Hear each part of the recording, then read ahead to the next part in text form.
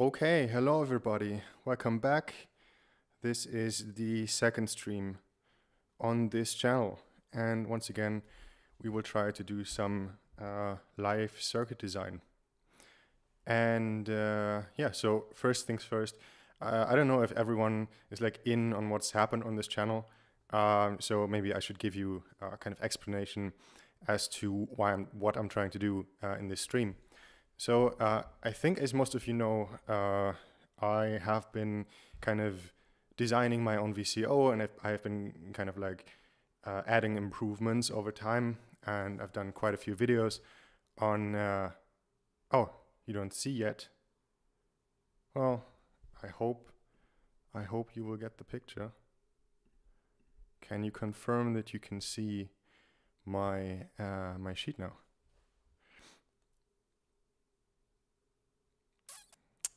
Well, I will just assume that you can see my sheet. So I will just keep talking. Okay. So again, what are we trying to do here? Well, like I said, I have been designing my own VCO, and I have been iteratively adding improvements. And one of those improvements was an additional triangle wave output. So the original design only had a sawtooth output and a square wave output. And a lot of people were asking, hey, can you add another waveform? Because two are not that much. So I decided to kind of adapt a design by Ray Wilson. He's not around anymore, but he had this page called musicfromouterspace.com. Really recommend it. You can find a lot of nice designs there. And well, Ray had a sawtooth-to-triangle converter on there that I basically adapted. Like I left a bit of stuff out, I made it a bit more simple, and then I did this video on this method basically. And I posted the video, and I was quite happy with it because I thought that even though the design is quite simple, there are a couple nice tricks in the design that were fun to explain, and I thought they made for a good video. But then there were quite a few complaints, or like a few complaints in the comments, saying that the resulting triangle was a bit spiky. Like it had a lot of overtones. Like normally a triangle wave should sound, I mean, it doesn't sound exactly like a sine wave, but it should sound like rather mellow, you know, it shouldn't have that many overtones. And the complaints were completely right. Like what I've demonstrated in the video, the triangle was indeed quite spiky, like it had a lot of overtones. But the person that commented also said that the circuit itself is at fault, so the converter itself, and he basically said that it's a bad design, I should take the video down. And the thing is, like normally if it was my design and if the results were not that great, I maybe would agree, like even though I still feel that the general explanation was interesting. But since the circuit is not of my design, like since it is actually by Ray, and I think someone else commented that other people were using this method, like Bob Moog and people from Cork, and so I was and I am actually pretty sure that the circuit and the method itself is fine. I think that the problem much more lies with my oscillator core, or basically the way that we kind of process the sawtooth before we send it into the triangle converter. But before we get ahead of ourselves, I think it makes sense to kind of, you know, go over like how the converter worked, and then what the criticism was of the commenter, and then we'll try to see what we can do about it. Okay, so first things first. Well, the audio levels were very low. I will try to boost it, but I think if I boost it much more, then it might be distorting. I don't know. Like, tell me if the sound quality is okay. Okay, so first things first. Like, let's go just back to basics. Okay, so what did we try to do in the original video? Well, we tried to take a sawtooth wave and we tried to convert it into a triangle. And this is actually not as easy as it sounds, because, I mean, there's a lot of like, the idea is floating around the internet a lot that you can just take a square wave, build an integrator, and then you have a triangle wave, which is true, but it only works if the frequency of the square wave is static. Like, as soon as you start varying the frequency of the square, it doesn't work anymore. So instead, people came up with this method, which works at different frequencies. So you can adjust the frequency freely, and the conversion will still work. And that's why people start with a sawtooth, not with a square. Okay. So the question now is, like, let's recap what the method is. So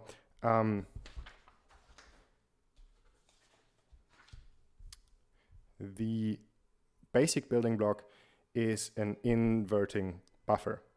So if you take an inverting buffer and you feed it a sawtooth wave, then what will happen is you will get an inverted sawtooth.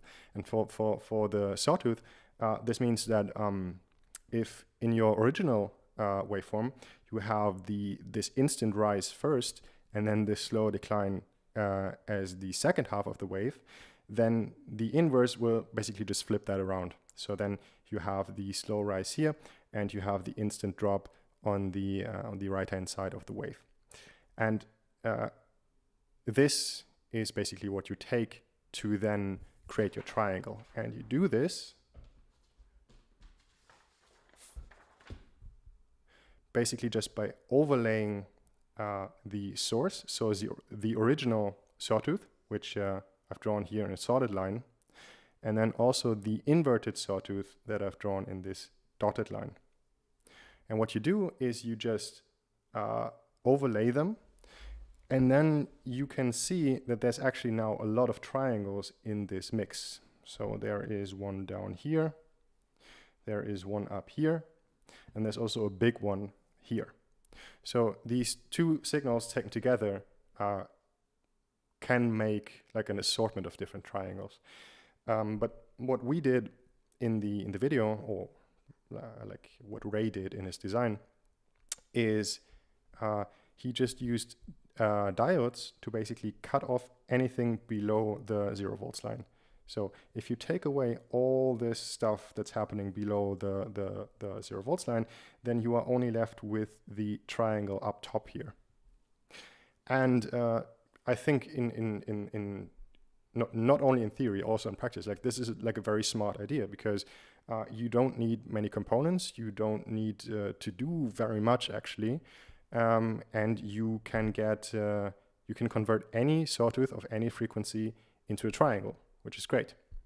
But there's a small catch, and this is where things kind of get contentious, because the problem is, of course, we are working with analog components, and analog components aren't perfect, naturally. So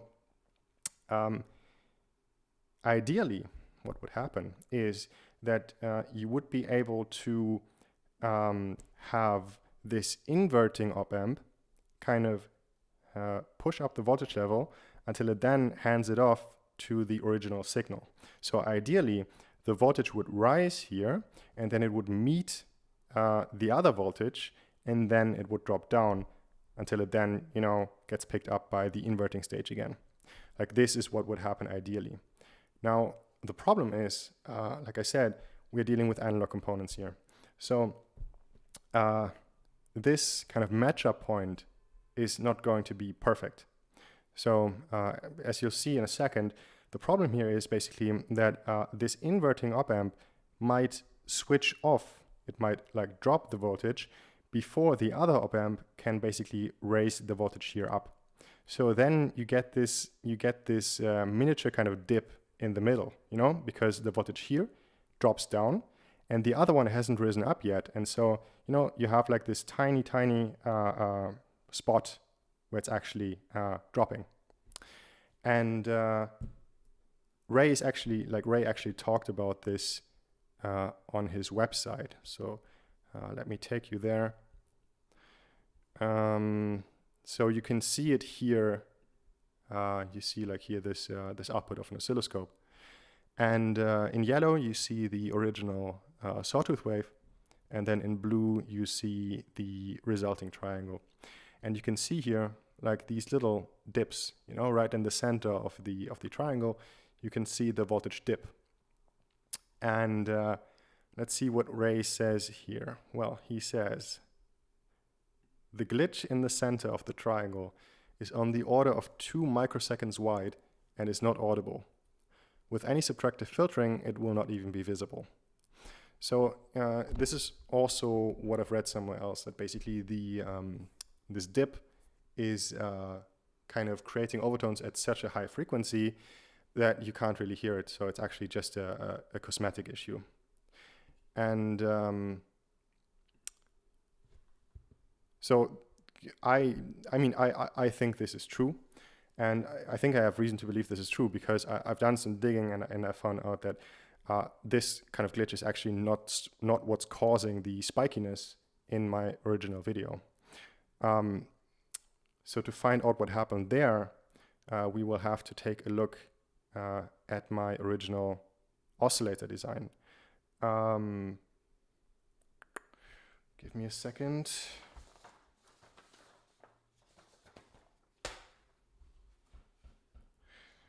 Okay, no, well, first.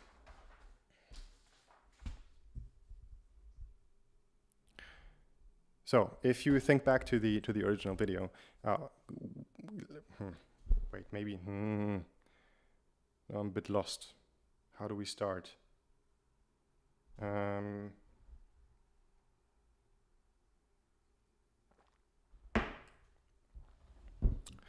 Okay, no, let's start with the sheet actually.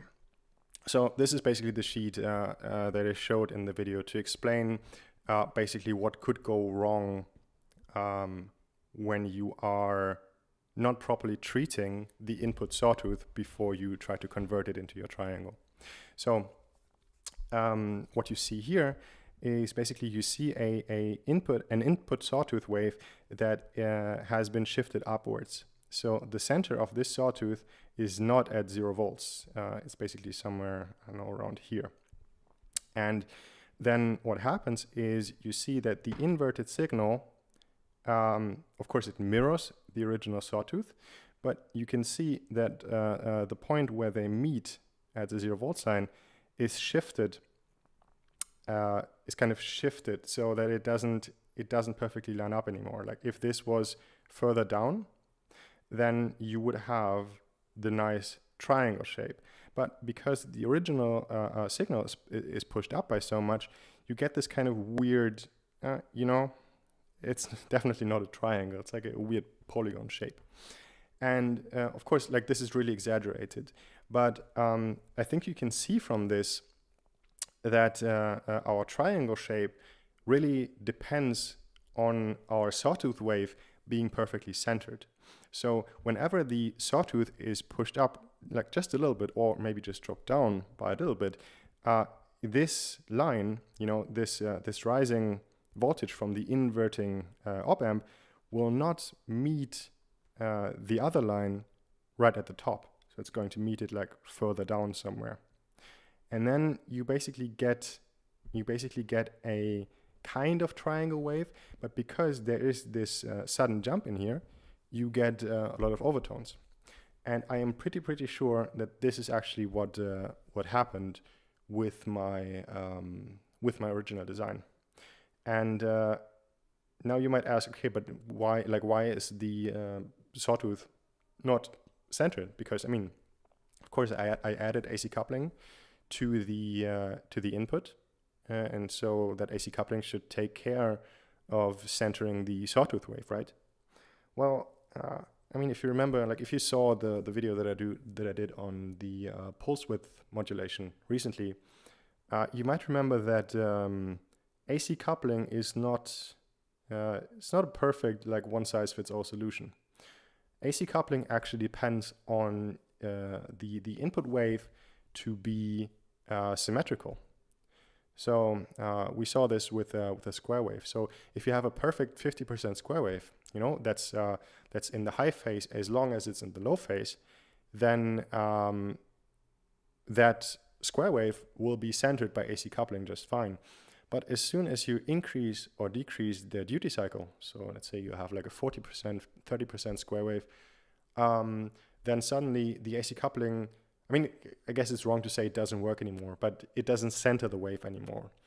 And the same actually is true for a sawtooth wave.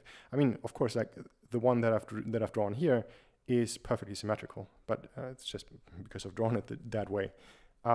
In real life, that doesn't have to be. Like a sawtooth wave can also just be a bit crooked or have a plateau up here, or, you know, like kind of the drop might get more shallow or more steep at the bottom. So there's actually a lot of possible asymmetries that we could have in our sawtooth wave, and all of those could lead to our sawtooth not being symmetrical, and thereby AC coupling not working properly. So then the wave would not get centered properly, and then we would run into this problem. And I am pretty sure that actually happened with my oscillator core, because the sawtooth that is coming out of my oscillator core is pretty crooked actually. So what I would say, what we're going to do first is we are going to first look at the triangle wave that my converter spits out, and then we will have a look at the original sawtooth wave. So give me a second to set this up. So first, here is obviously the oscillator. I've just built it up again on the breadboard. It's just the sawtooth core, and then here I have the triangle converter. And here I have my oscilloscope, and I hope I can kind of set this up so that you guys can see something. Oops. Okay.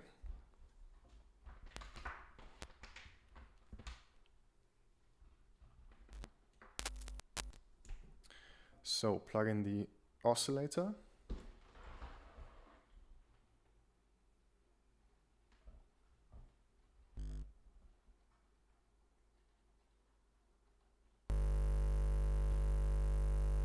Whoops, sorry.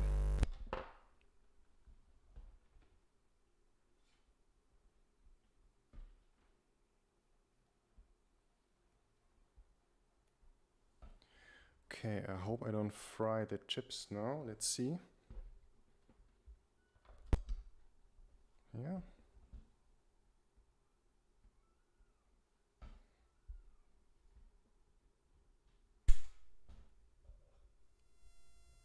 Yes. Okay, I think you should hear the annoying buzzing sound.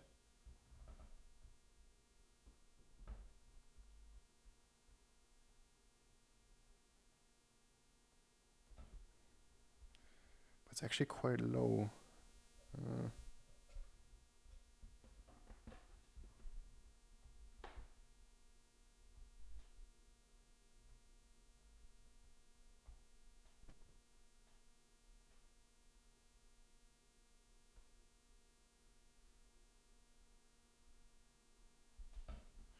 Well, anyway, let's try to plug in the oscilloscope and see what happens. You can't hear it. Yeah, I guess it's because it's so low, so I'll have to find out what's happening there.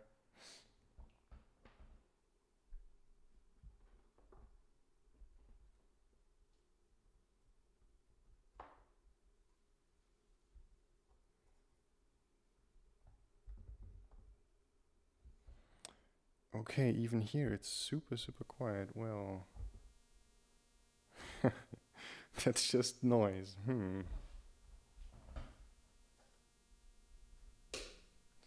Okay, so the troubleshooting begins even earlier than I expected. Let's see. So I hope you can see my breadboard. Let's see what's going wrong here. So I assume that all these connectors are fine.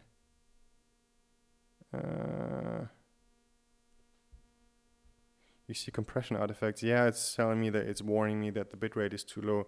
I guess it's just my connection. Like it's very, very unstable. Like it just it's just a pain. So I'm very sorry. Okay. That doesn't sound right. Okay, so here we have the oscillator core.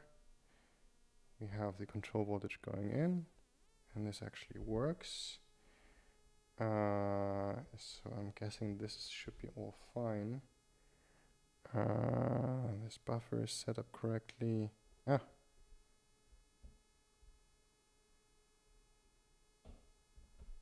Well, that was definitely wrong, but it didn't fix it. Happens the same here with the same breadboard. What do you mean that it doesn't work? Yes, it happens a lot actually.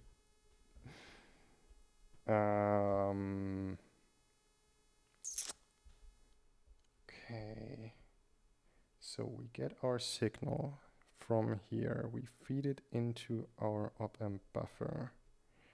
This is a buffer, yes. Oh yeah. This is, no, it's actually connected there. It's actually connected here, and then we go, oh, I fucked up the buffer. Great. Let's turn this down, just precaution. Yes. Okay, no, it's not a bad connection. It's a bad person in front of the breadboard. Okay, so let's plug in the oscilloscope and let's see if we can see something.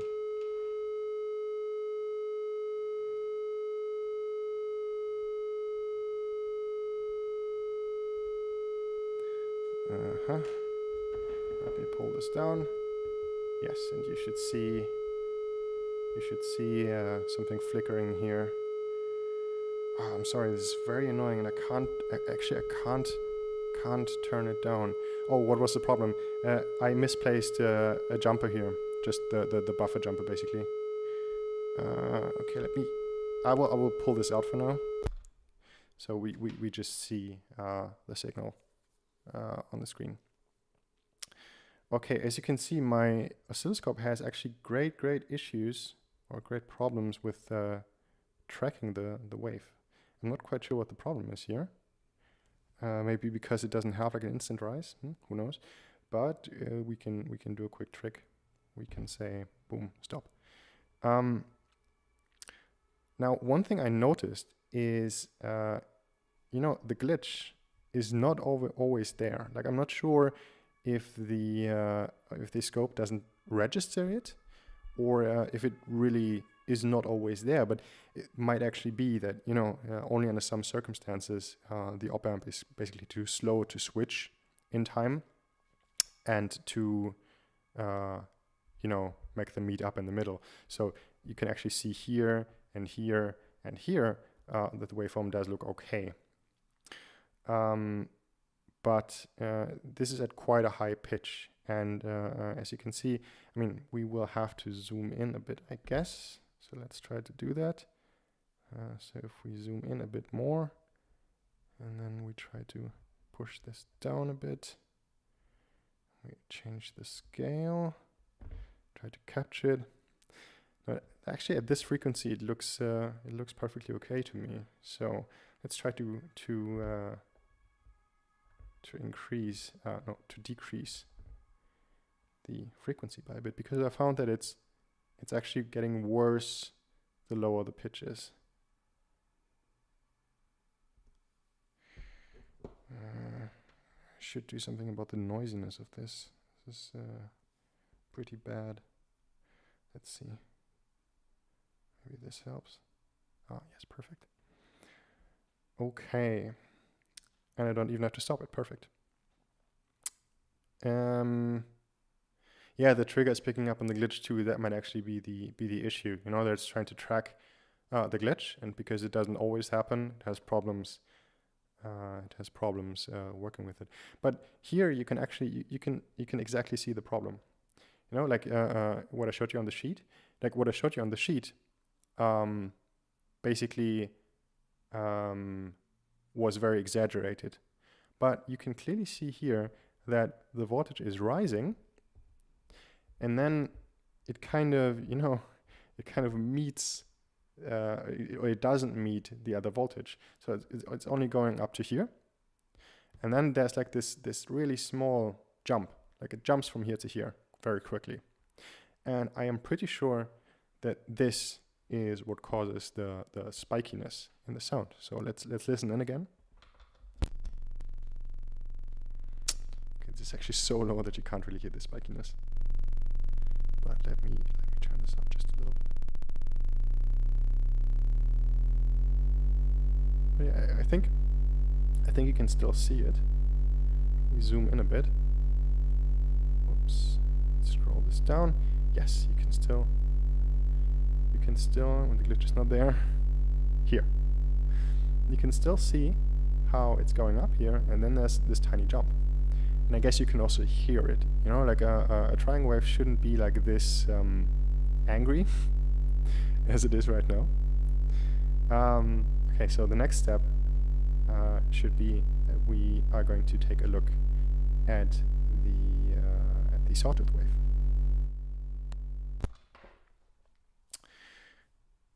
It looks similar to the signature in an uncorrected crossover push-pull amp situation. That might very well be. Maybe that is exactly the problem. Okay, but what I would propose, what we do now, is we remove the oscilloscope from the triangle output, and instead we go straight to the we actually need the not AC coupled sawtooth, which is here, hopefully. Okay, so similar problem here actually. I think, let me zoom out. Yes. So the problem is that since the sawtooth is obviously swinging way above the 0 volts line, my scope can't track it. I'm pretty much a noob when it comes to scopes. So if someone could tell me like how I could adjust it, that would be perfect. But for now, I'm just going to stop it, and then we will try to take a look at what's happening here. Oops, let's scroll this down a bit. I think we need to drop the frequency down also. Okay, let's change the scale.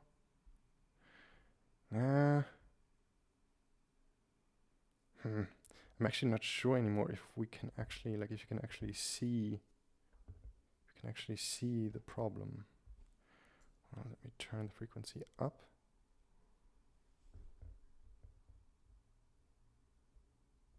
Oh, it's strange. I thought that it might be the other way around. Like you can clearly see that there is like a bit of a plateau at the beginning of the sawtooth wave, and then it's dropping down. But actually now we're at a pretty high frequency. So I was assuming that you would see like this kind of plateau stuff on the low end, but apparently it's on the higher end. Okay, what did you say? Can you not change the trigger threshold? I guess you can, but I have to find out how. Use the trigger knob to set the trigger in the range of the wave. Okay, great. Let me try this.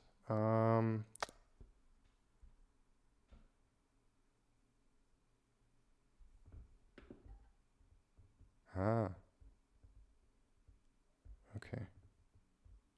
Okay, perfect. Yeah, you can still see some kind of weird behavior there. It's actually strange. I have my oscilloscope and my power supply running from the same wall outlet, and for some reason, if I connect both of their grounds to my circuit, then the wave starts spazzing out, which is super weird. And as soon as I remove the ground from the scope, then it works again. I mean, it's noisier, but it works. So whatever that is doing, ground loops, I guess. Okay, like I said, we're at a pretty high frequency now. So I was actually expecting... okay, no, I even turned it up, and now the plateau is gone again. Okay, let me drop it down. And there is the plateau. Let me drop it down even more. I mean, I guess it does increase, but maybe we don't see it because of the scale anymore. I am not sure. Because the entire drop is now much longer. Honestly, it's hard to say. Why did you go digital? Basically just because of the measuring capabilities, because, I mean, we're going to use this now. What I was kind of missing from the analog oscilloscope was exactly this, that you had a handy way to find out, okay, what's the maximum of my wave, what's the minimum. Basically, that's the reason why I went digital. Like, from the aesthetic point of view, I would absolutely prefer an analog scope, but for now this is just more convenient. And you offered, yeah, you did. I remember. I didn't think you were serious, but yeah, if you're serious, I mean, sure. Okay, but back to our wave here. Okay, so we can see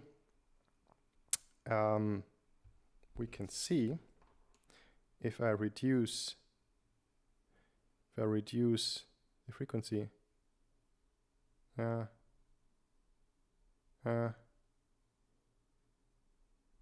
sure if we can actually see. Now we can see. Okay.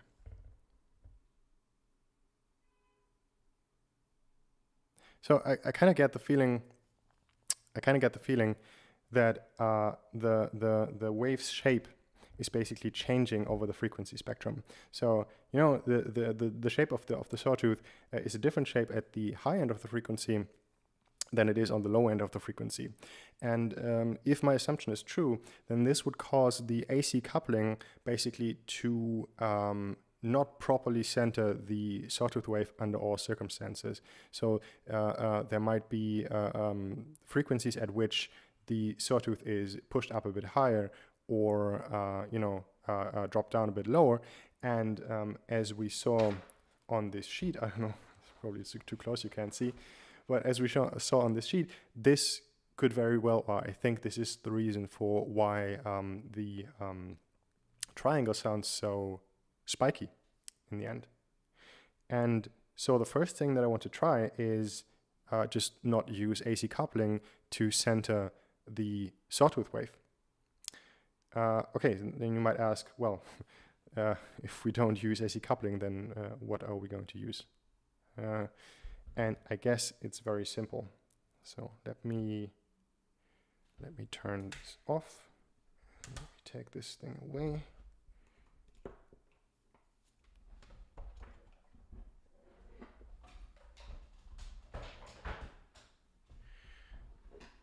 And I will switch over to the browser view.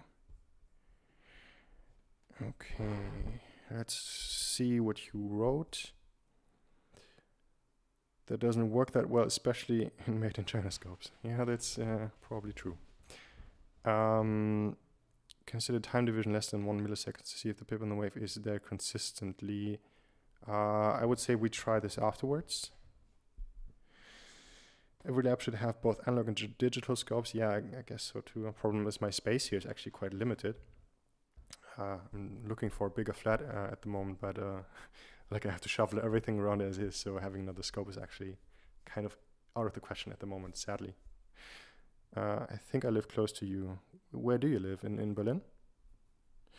wonder if you can do the same thing in Fastnet. Yes, that's actually what we're going to do now.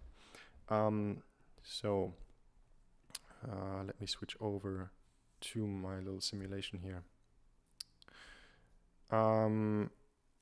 Let me know if you can see the simulator. But I'm just going to pretend that you can see the simulator. What I've done here is I basically just built the circuit from my original video. So over here we have a sawtooth signal that I've already prepared. It has the exact offset from my oscillator core, and it swings across, like it's I think it's from, no, the peak-to-peak voltage is 3 volts. So this is already set up here. And then what happens is we first AC couple the signal. Like this is what I did initially. Then we buffer the AC coupled signal. And then we use an inverting buffer to create an inverted copy of the sawtooth. And then we mix the inverted copy together with the original signal with 2 diodes to this point.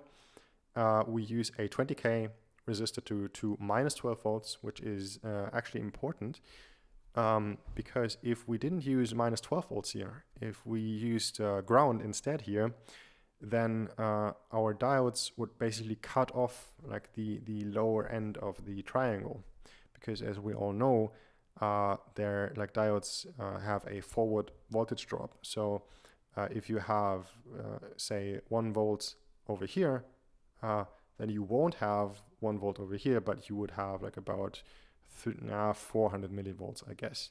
So the voltage here is always going to be lower than the voltage on this side. And so when the voltage here goes down to, I don't know, like 400, 300 millivolts, then the diode will actually, it won't be blocking, but like there will be like a very, very low amount of voltage only on this side. And so in effect, this would basically cause our triangle to be cut off at the bottom. I can actually just, yeah, why don't I just show you? So let me just delete the minus 12 volts here. Let's put a ground connection here, and then let's see what happens. Yes. So you can see here that the top is, nice and spiky, but at the bottom we have this round shape. It's kind of where the diodes kind of begin to cut off the flow of current. And this is not ideal because, this is not a triangle. Oh, by the way, like one thing that I kind of wanted to get off my chest is, like in all of this, it might sound like as if I'm hell-bent on getting like a perfect triangle shape out of this, and I'm not. Like the thing is, I think there's like this kind of attitude on the internet sometimes that people, like I'm just talking about musical instruments now, that people feel the urge to, perfect everything, have like the perfect shape for their oscillation, and have their filter react perfectly to the control voltage and everything. I think it's a bit silly because, we're building musical instruments, like we're not in geometry class.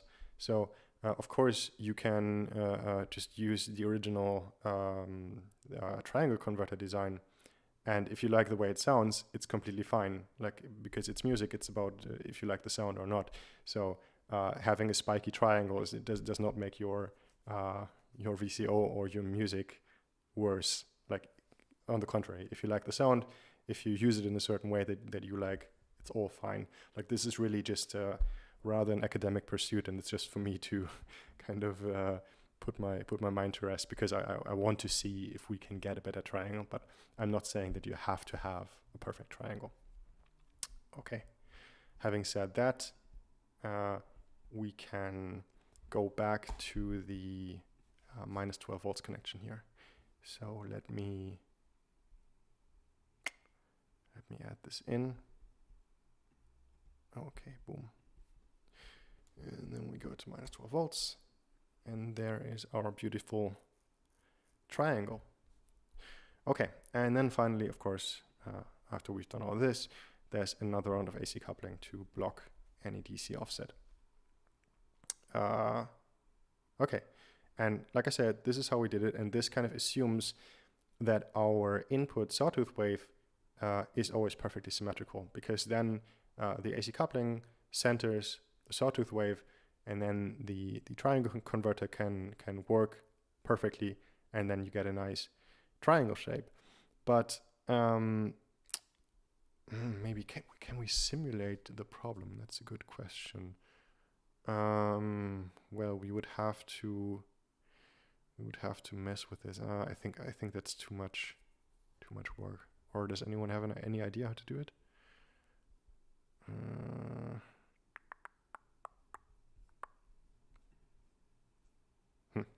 Okay, never mind. So the question was that I asked earlier, like, do we have any alternative to using AC coupling in order to center the sawtooth wave?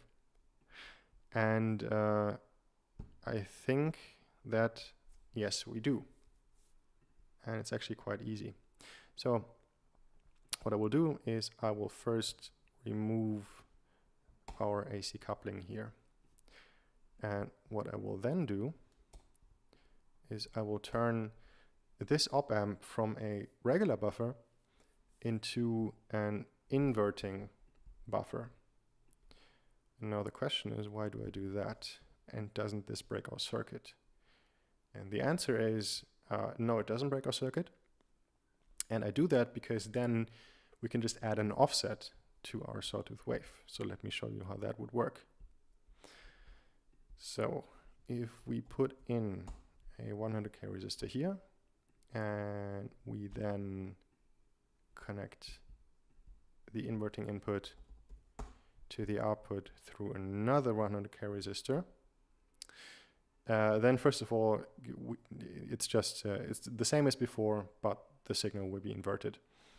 And we can actually try this, and now you can see that it doesn't work at all anymore, because of course we have this massive offset on our sawtooth wave, which basically means that this path will never be activated, and we only see our sawtooth wave on the output, which is not good.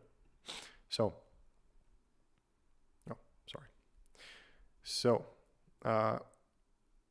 what we can do with an inverting op-amp that we can't do with a non-inverting op-amp is we can very easily send in an offset voltage here. So let's go simple for now. So I will go to the sources area, and I will add in a variable voltage here. And then I will just send this in using another 100K resistor. Okay, and let's give this a nice name. So this is our sawtooth offset. Okay, and we should be able to go from -12 to 12. Okay, and so in order to first see in order to first see that this indeed does work, let's get rid of all of this, and let's get rid of this scope for now, and then we will just take a look at the output of this op-amp. So okay,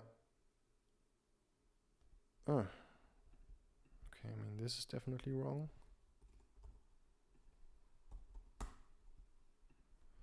I guess this is just up too high. Yes.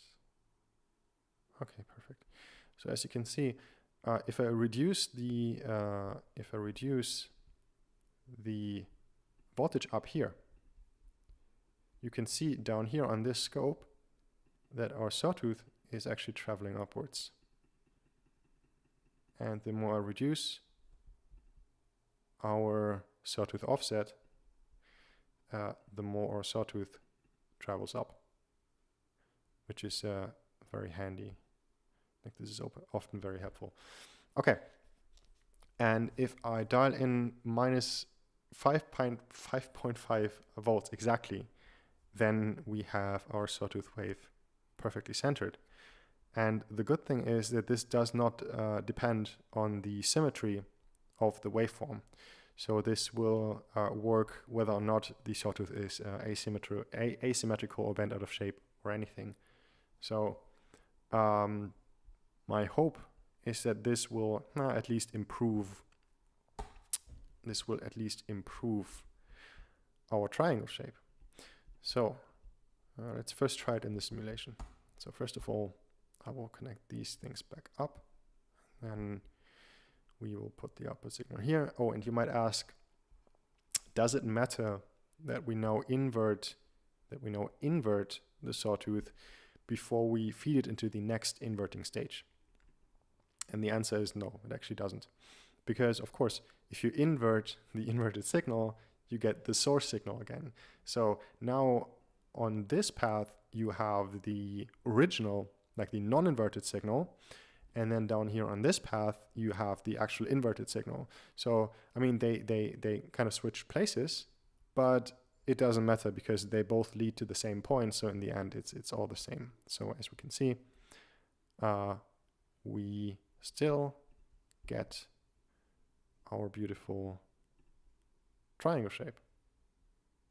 Curiously, it's not centered. So let me speed up the simulation here so that the AC coupling can kick in, like over here. And let's slow it down. And yeah, that looks okay to me. So, wait, let me check the comments first. Bedtime for the kids. Yeah, okay. Do you have shapes and faster that you can copy and paste it into the circuit to feed it? There's actually a problem with that. The simulator does not like it if you... I can just show you. Wait, let me go back to the simulation. So I will open up a new tab. And let's go to the full screen. Okay. So, curiously, if you take an inverting Schmidt trigger like this, and then you build the oscillator core with this. So you put in the small capacitor to ground here, and then you put in the diode here, which I won't connect just yet. And then just to get it done quickly, let's add in a resistor here. Whoops. To ground like this. Let's pick a higher value. Okay, so right now everything is still fine, but watch what happens if I connect these 2 points now. Ah, it actually works. What?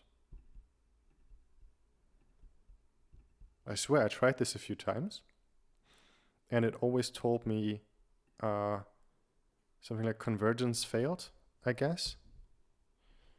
Maybe this is an updated version, because I mean it's also on a different page. It's not on Felstat, it's actually on lushprojects.com. So maybe this might actually be updated, but yeah, it seems like it works. Ah, no. Here you have the problem. Like here it just stopped. Okay, so it seems like the resistance just shouldn't be... Ah, no. Yeah, you see, convergence failed. So I guess the resistance has to be high enough at the beginning? Maybe? I'm not sure. I mean, what you can do is you can kind of trick it by putting in just a 1 ohm resistor here. And then I think... Ah, no, it still glitches out.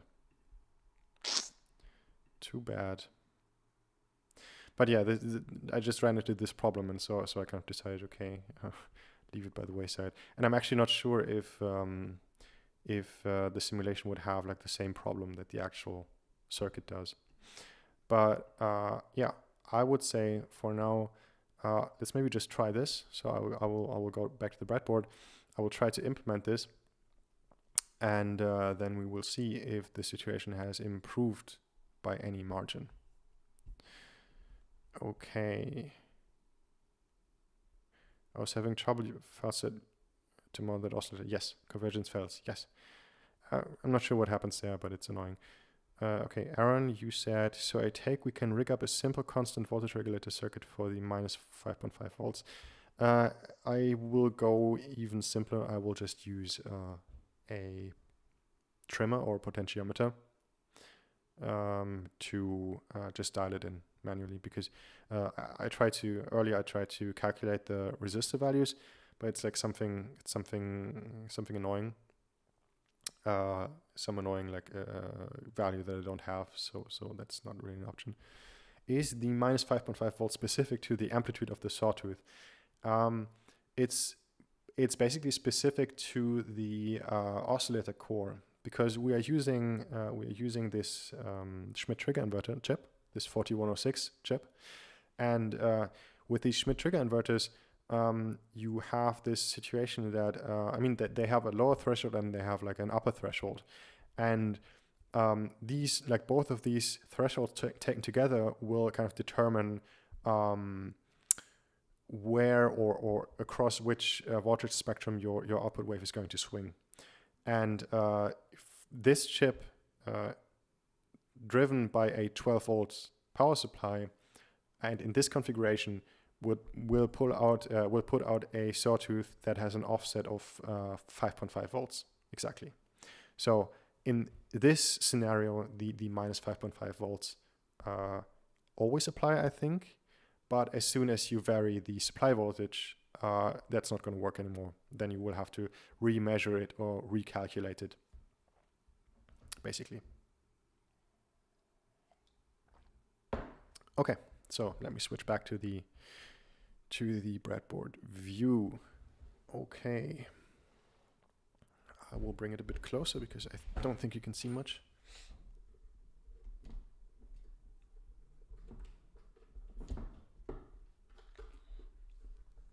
This is not much better. Yeah, I guess a bit. Okay, so what do we need to do? Well, I've already taken out the AC coupling here, so let me get rid of this resistor as well. So the first thing that I will try to do is I will get a potentiometer, and then we will try to get those minus 5.5 volts exactly.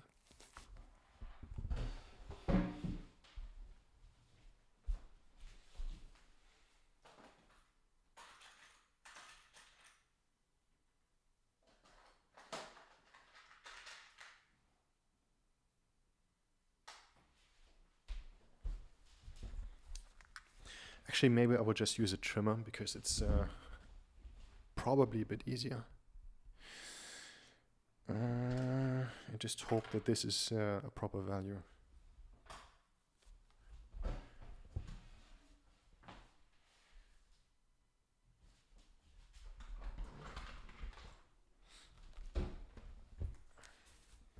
The problem is that I bought like a boatload of 1K trimmers, and I know that I have 10K somewhere, but with trimmers, like there's this annoying thing that they label them with these 103, 104, 102 numbers, and I can never remember which is which. So let me just measure it. Okay, here we go. So this is a drum roll. Yeah, this is a 10K. So I mean, this is still going to be wasteful in case of in respect to the current, but I think it's fine. Okay, so we will use this trimmer here to get our minus 5.5 volts. The height of the spikes in the signal makes me think there's some kind of inductive stuff going on, possibly due to the breadboard itself. Yes, in general, definitely. I think that the spikes that are going up are actually not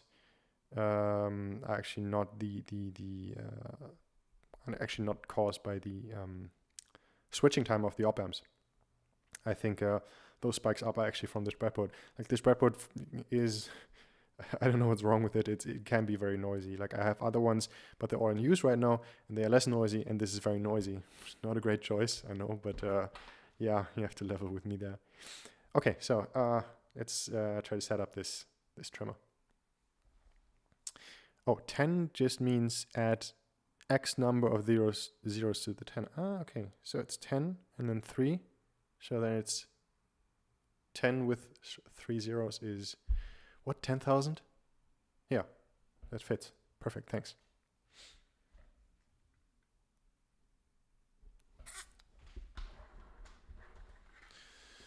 Okay, get out the jumpers.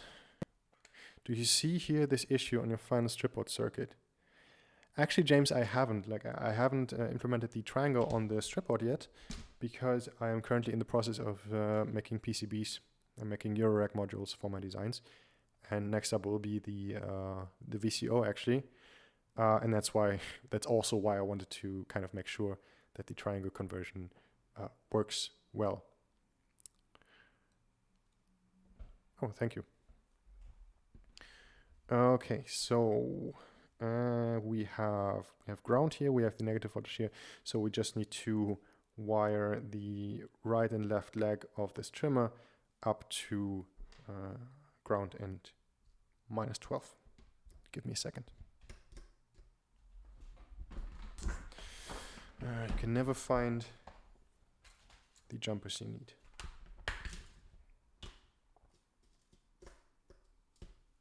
Perfect, here's one.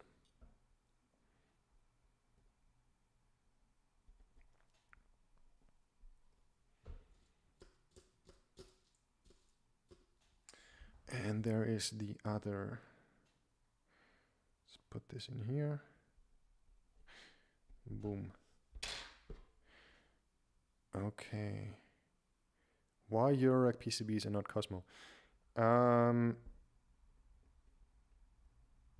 Well, basically, I was just curious to see if I can.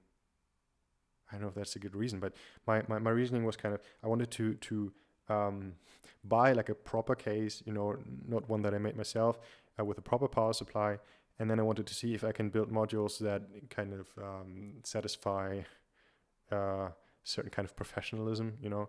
I wanted to see if I can make them sound nice next to other, you know, like proper, if you want to call them that modules. And that's why right now I'm trying to go Eurorack here. I found that I kind of dislike the small form factor.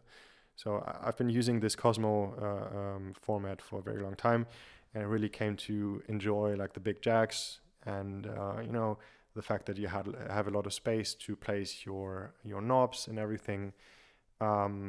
So yeah, I think in the long run I will also do PCBs for the Cosmo format, but for now I will try to like at least do the VCO. I've already done the filter. I will also do a VCA and then an envelope in the Eurorack format. And long term, I would also like to sell kits basically. And I also figured that I think more people have a Eurorack system than a Cosmo system. So I just figured that it might be like there might be a bigger market for it. Is there a difference between the two outer legs of a trim pod? No, it's the same with potentiometers. It actually doesn't matter which way around you use it. I mean, it does kind of matter because like if you take a potentiometer like this, then it matters in the sense that it determines like which side is which for turning the potentiometer. Like if you have ground here and -12 here, then turning it to the left will get the voltage here closer to ground, and turning it to the right will get the voltage here closer to -12 volts. So this is something that you always need to think about when you plan your design, because you don't want, for example, you don't want your cutoff knob to open the filter turning to the left and close it turning to the right. I mean, you might want that, of course, but like generally you wouldn't do that. Same with like oscillator frequency, stuff like that. Do you have Instagram? Yeah, I linked my Instagram account now on my YouTube channel. So if you go to my YouTube channel, you can find in the top right corner. You can find a link there. I will try to post more regular updates. At the frequency going through the circuits, PCB wouldn't make much of a difference. You mean case of noise? Freaking YouTube kicked me off the stream. Yeah, that happens. Cosmo format is not far off from 5U, so the faceplates are easily convertible for my DIY system. Yeah, I mean, like I said, long term, I don't think I'm going to ditch the format, but I do want to kind of try to see how it looks if I get like a professionally made faceplate and proper PCBs and everything, because it's really like I'm noticing, like now that I've soldered a few PCBs together, it's just so much nicer than going strip board, because you don't have to worry about the solder bridges, and you know everything is labeled there. You know where the components go, so I think it's just much less stressful. The inductance of the board, considering it's higher than normal breadboards, could also explain the frequency dependent shaping you're getting. I doubt it, because this like if I checked my proper strip board module on the oscilloscope, and it's actually it actually has the same kind of shaping issues. So I actually don't think, like, maybe the breadboard attenuates it. I don't think the breadboard is the source there. Do you have a video about RF circuits? To be honest, I have no idea what RF circuits are. You're gonna have to explain. Coming late to the party, no problem. Okay, so I have set up the trim pot, and we are going to have to be careful because, oh no, actually we don't. I just thought that we could potentially that we could potentially short this, but we can't, because there's always going to be it's always going to be 10K between these two terminals, so we're safe there. Can you talk a little bit about the final output modules to be used to, for example, debug? I think you will have to rephrase that, because I don't really get the question. Sorry. Okay, great. So I've set up the trim pot, so I will get out the multimeter, and we will try to dial in minus 5.5 volts as closely or as accurately as possible.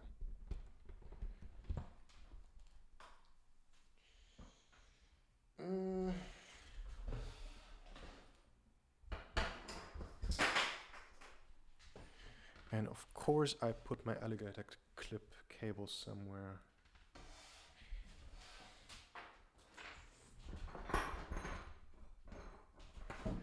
There they are. Okay. Audio, you meant. Can you talk a bit about the final output modules to be used? For example, debug audio amp, like CV to audio amp. I'm still not sure what you mean. Like, are you talking about connecting the circuit to an oscilloscope, or?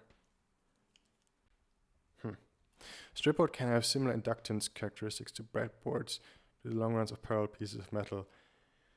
Definitely. Like when I was building my triple VCO module, I had actually huge issues, because the copper traces that I had my CV coming in on were very long, and I didn't think about that being a problem. And so what ended up happening is that I just had like random crosstalk between the oscillators. So the oscillators were just modulating each other, even though they were obviously not connected. And I was actually like searching for the bug for a very long time, because at first I kind of assumed that the 4106, the Schmidt trigger, was to blame, because there might be like internal crosstalk, something like that. But it really just turned out to be a problem with the length of the copper strips, because they started acting as antennas.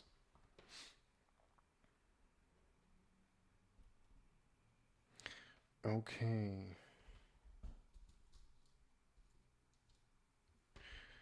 this one to ground. The only difference should be the resistance between the outer pins and the middle pin. If you switch pin connections off in volume pot, you can switch. Yes, exactly. Okay, let me get my screwdriver. Why didn't I prepare this better? There it is. Okay.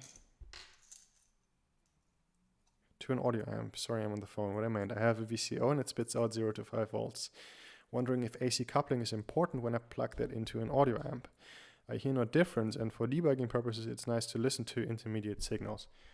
I am not an expert on that, but like last stream, someone also asked about line levels, and I kind of referred him to an article on Wikipedia where they kind of make this distinction between, I think it was consumer grade audio electronics and then professional grade audio electronics. And there you can see that there's like 2 different standards for line level. And I think the first one was like something like 0.9 volts peak to peak. And the professional is like something like 3.4. And so I would assume that most audio amps don't like it if the voltage swings above something like maybe 3 volts or below -3.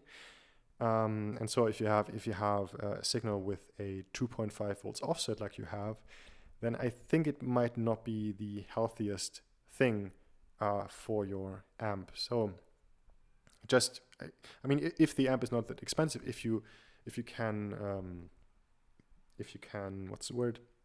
If it's okay to lose it, then I would say keep doing it. Or if you have cheap headphones, something like that. If the amp is something you would like to keep using, then I would say maybe always do AC coupling. Thanks, I wasn't sure if they work exactly the same as normal pots. Yes, they do. I mean, they don't exactly, because I mean, these are precision trimmers. So, you have to turn them 10 times to get the same result as turning a normal potentiometer, just, 1 rotation. Do you have a module which simply does AC coupling? No, I don't. Actually, I don't. But, I mean, maybe it would be a good idea to have like a kind of conditioner that does stuff like that AC couples the signal, that can take a 5 volts peak-to-peak signal down to, line level. I think that would be probably helpful and good for your headphones so you don't destroy them.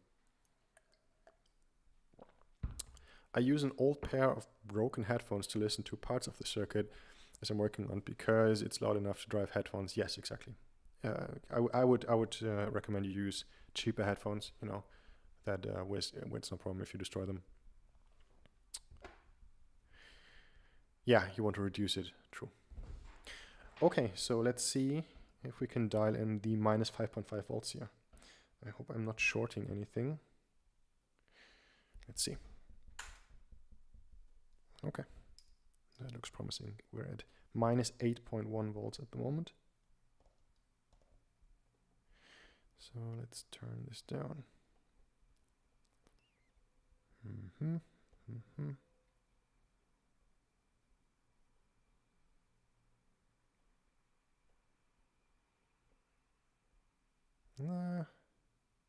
It's always tricky to get this exactly right. Also when you're tuning your VCO. Okay, but that looks good. Perfect. Okay, I'll turn this off again. Is this circuit using positive and negative? Yes. I mean, most synthesizer circuits that you're going to come across are going to use dual supply, because op amps are kind of made to be used with dual supplies. Also, don't wear the headphones because you don't know how loud it is. Yes, that's definitely true. Build your PSU, and I'm looking forward to building the VCO and VCF as well. Do you have any plans on making a VCA and envelope generator? Yes, actually, currently I'm kind of flip-flopping between doing a VCA next or doing an envelope next. I think I tend towards the VCA for now, because I have some good ideas and some simple, like very simple circuits there, but still unsure. We will see, but definitely one of them is next. Okay, so now we have the offset that we want. So now I will take that and I will use it to properly center our sawtooth wave. So let me push this over. So here we have our voltage, and now we first need to turn this op amp here, which is now a buffer, we need to turn this into an inverting buffer. So that's very easy. We remove this little green jumper here, and then we have, this is not right, we also don't need that. So in order to turn this into an inverting buffer, we need two identical resistances. And I have one 10K here, I think, and the question is, where do I have the other?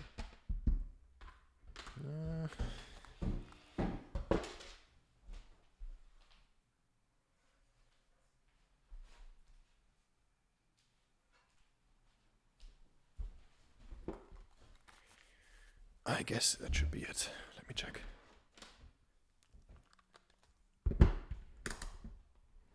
Whoops. Making room for that again. And we will check the resistance here. Oh, you want an envelope. Yeah, I kind of figured. I mean, once you have a VCF and you don't have an envelope, it's actually kind of a bad situation. So yeah, I might go with the envelope first. But I have this kind of stupid handicap there. Like for some reason, I'm actually not sure why. I don't like the 555 timer. And most of the envelopes I've seen use the 555 timer chip. And if possible, I would like to use something else. But I will have to look that up. But yeah, I'm going to find something, I guess.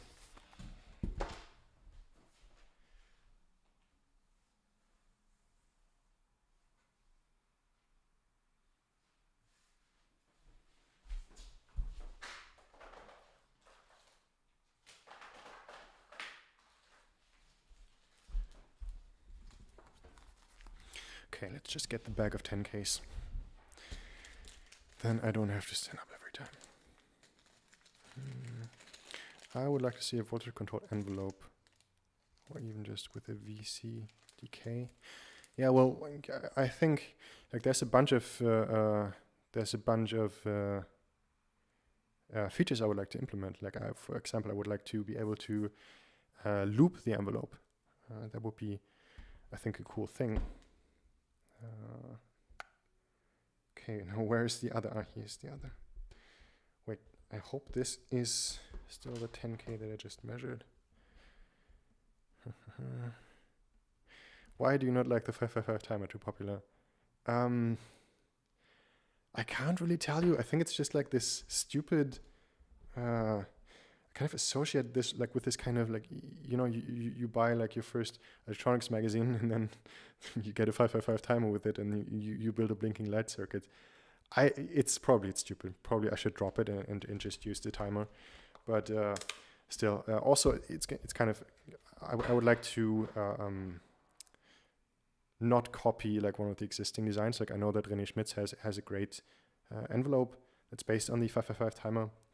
But I would like to have something that's kind of my own. So maybe that's the actual reason, I don't know. Okay, but now let's try to build this inverting op amp.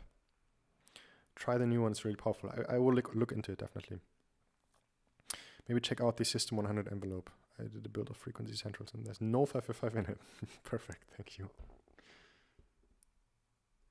Okay, so the inverting buffer. Connect the output and then the inverting input with a 10K.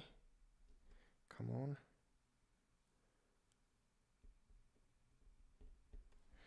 Boom. And, oh no, that's actually wrong. It needs to be in here. Perfect. Okay. And then we don't send the signal. Wait. No, this is wrong, because right now I'm trying to grab the signal directly from the core and then put it into an inverting buffer. But the problem with an inverting buffer is that it loads down the signal, because of course you have in my case now a 10K to a virtual ground. So we shouldn't do that. We should properly buffer the voltage first. People think of 555 as baby's first circuit type thing, but it's popular because it makes so many tasks easy. It's not easy. Definitely, I don't disagree. I think it's, like I said, it's a stupid predisposition or prejudice. So I will look into it, I promise.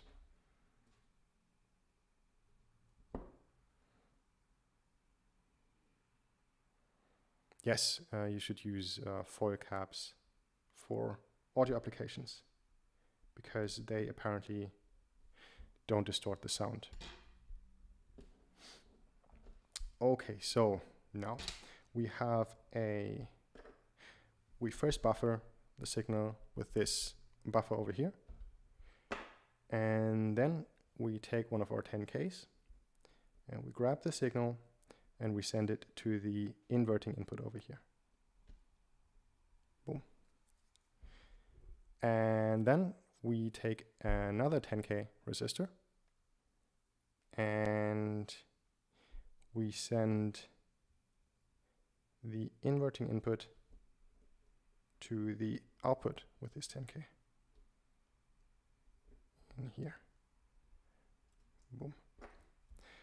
And finally, we need to connect the non-inverting input to ground.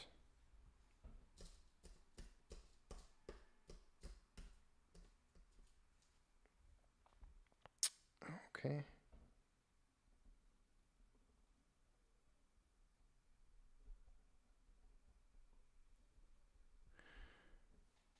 And they're more temperature stable, foil caps. Oh, that's a good point. I didn't know that. And self-healing? You mean the foil caps are self-healing?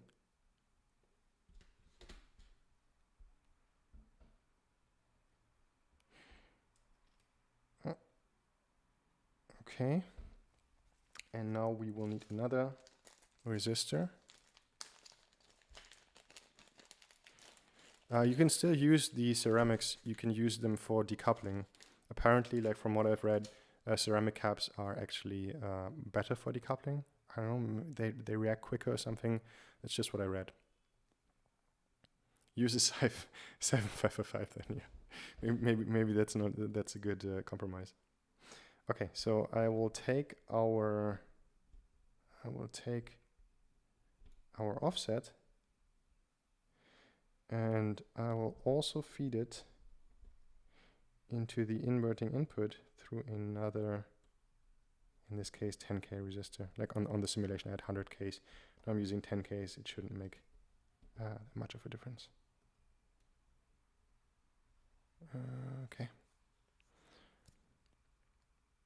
Yeah, when they have a tiny short, the single point is just shorts out, but the cap remains working with less capacity though.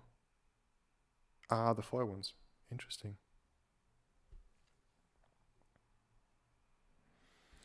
Okay, let me triple check this, because I think I made a mess here. Yes. So you can see clearly that this resistor is between the inverting and the non-inverting input, and that shouldn't be like that. Okay.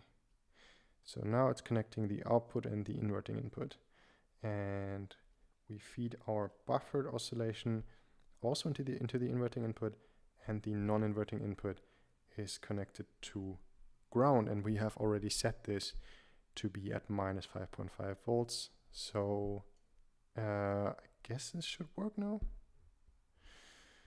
I guess there's only one way to find out, yeah?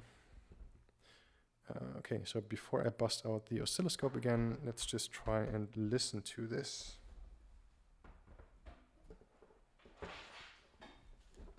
Curious to see if If it sounds any better, we will see. So hope I didn't create any shorts.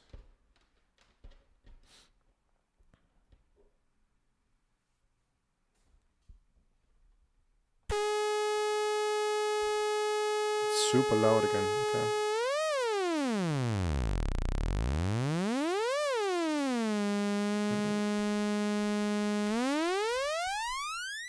That actually just sounds like like a sawtooth wave.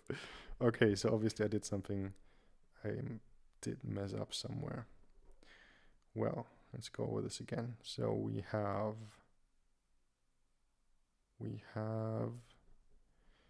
our oscillator core. We have our signal, which is going here to this buffer, which is configured as a buffer because the jumper is at the right position. And then we take the signal, we go over to the inverting input, we go from the inverting input to the output, and we also feed our offset into the inverting input. And then we push it over here, and I think this should be okay, I guess. Interesting. Did it sound like a square wave to anyone else? Let's listen in again.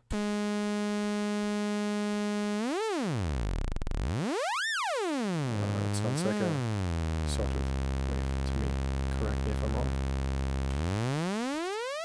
Time for a multi-cam setup, definitely. Like I said, I'm currently looking for a bigger flat, and as soon as I have a bigger space for this, I will definitely set up a bigger table or 2 tables, 2 cameras, so that I can switch over and over, definitely.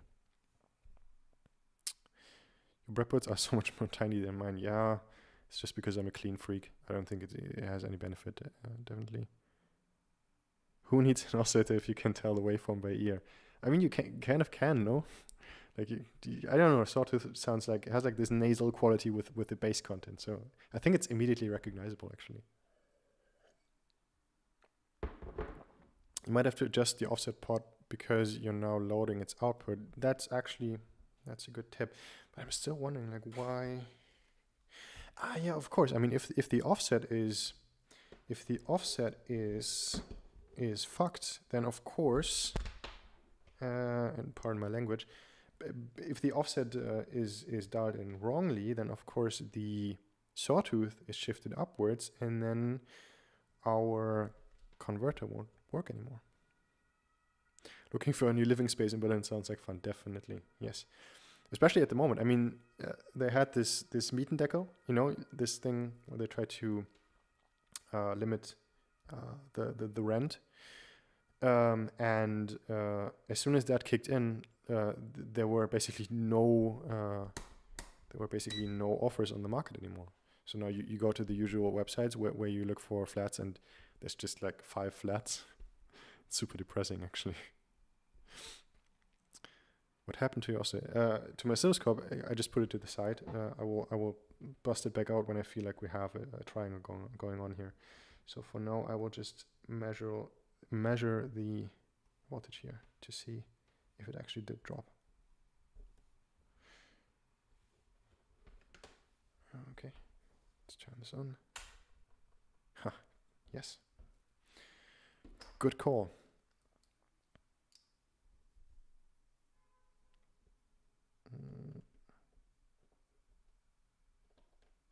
So let's turn this down. Let's see if we can even get enough juice from here. Ah, yeah. Yes. Okay. You love Berlin, and you will be visiting again as soon as the pandemic's over. Yes, definitely. Hit me up. We can do something. I was thinking anyway, like once the pandemic is over, I think I would kind of like to steal this idea. Maybe you know this channel. It's called Game Maker's Toolkit.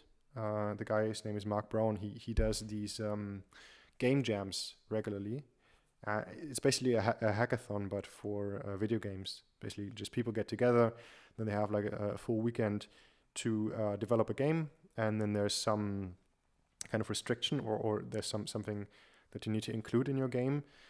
So, for example, make a game that only uses one button or stuff like that. And then at the end, you see all the results, and then I think he then picks like the winners.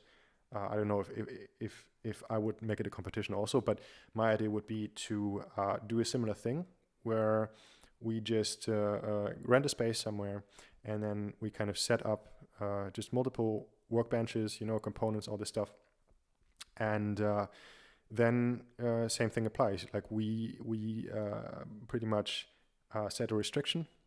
I don't know, just spitballing. Maybe just only use transistors, no ICs, something like that. And then you would just create a circuit, like some kind of module, anything, I don't know. And we'd just hang out for a weekend, and then in the end we would see what we have. And I would imagine that maybe some really cool ideas would pop up, because in my experience, just like, being limited and not having an endless amount of time and having to finish something in, say, 48 hours, I think it's a great catalyst for getting great ideas. So yeah, maybe or not maybe. Like I'm sure I will actually do this once the pandemic is over and I find some people to do this with. Okay, but let's get back to the circuit, and let's try to see if there's a triangle now. So that doesn't sound too bad.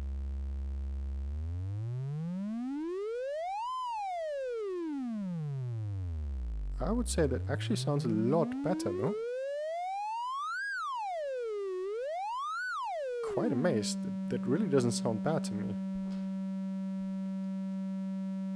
Yeah, it sounds rounded, I would say so too.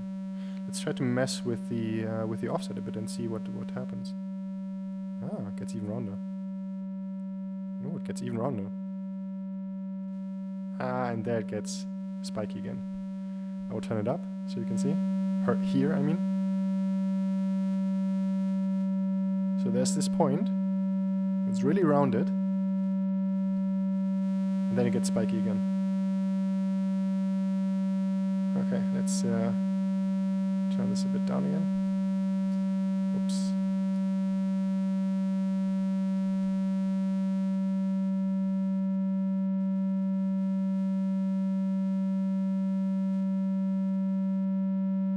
There it is. I think this is probably as good as it will get.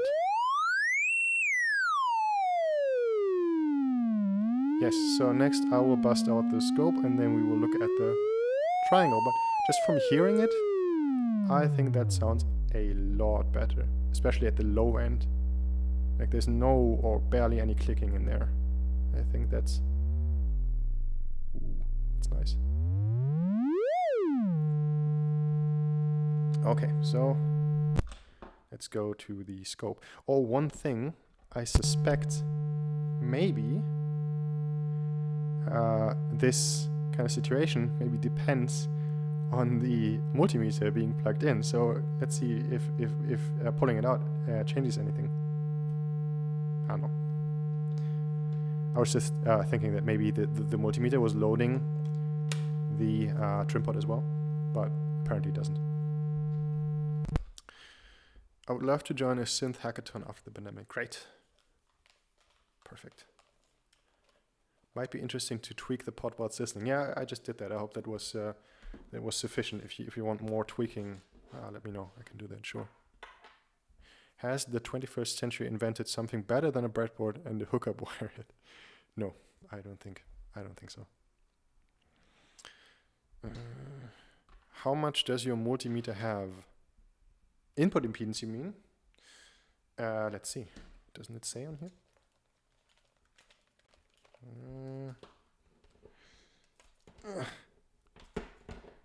It says, no, it just says 250 milliamps max, 250 volts.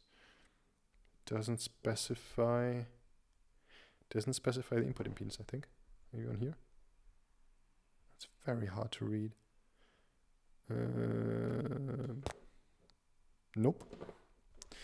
It does not say. It will be a mystery forever, I'm sorry.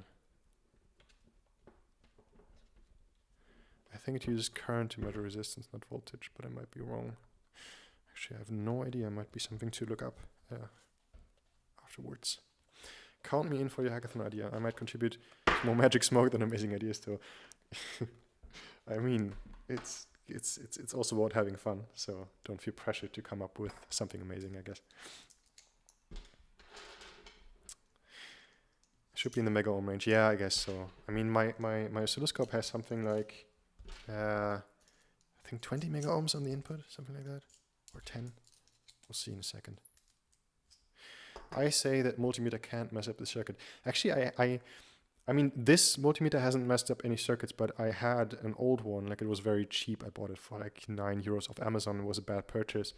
And that thing actually, like when I was working on my first video series, you know, the arpeggiator thing, and there it actually influenced the voltage. And so I guess that's why I'm a bit cautious there.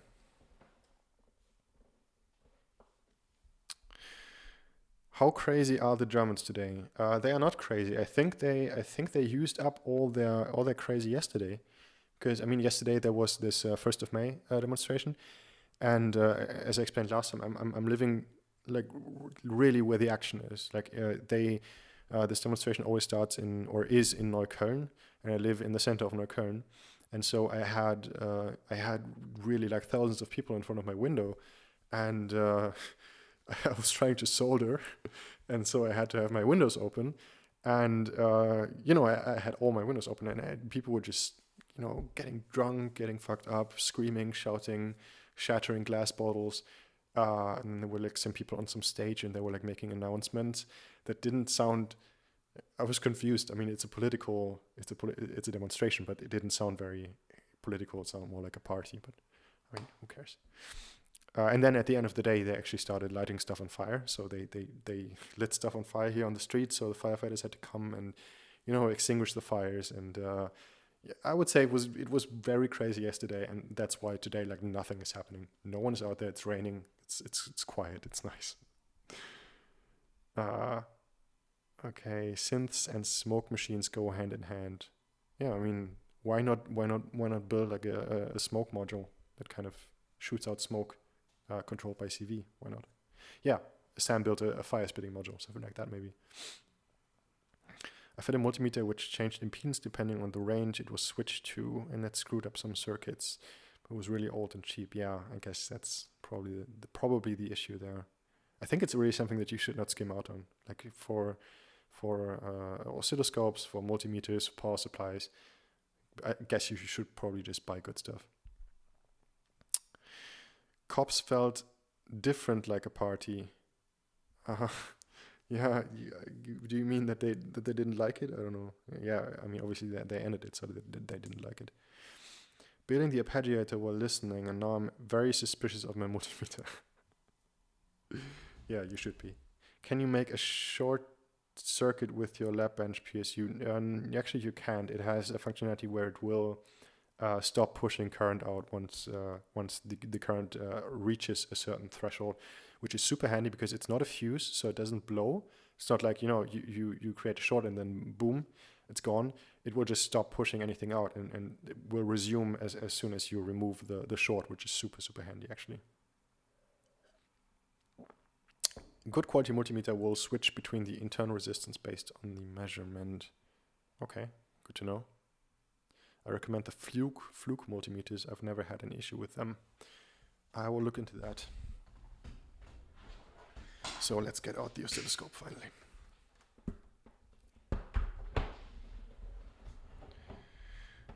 Okay. Let me pull this up a bit. Okay, this should be a bit better, I hope. Turn this on. Did you also build an output module for your modular, or do you go straight into an audio interface? I go straight into headphones or an audio interface. it's probably not the best way to go. But as I mentioned earlier, I'm currently designing a couple of Eurorack modules, and there I will definitely be a bit more user-friendly, and I will build like an interfacing module, I'm pretty sure. Can we get a schematic of this circuit? Yes, I will. Like right now in the description, you can find a link to a circuit simulation for the original design. So the one with the fault. And after this live stream is done, I will update it and I will put in the now working version. Okay, so let's see what's happening here. Well, right now nothing is happening. This is kind of concerning. Aha, there is our triangle. Let me pull up the frequency. And let's zoom in a bit. And let's stop this. And I mean, yes, we definitely have the glitch here, but I will try to zoom in a bit more.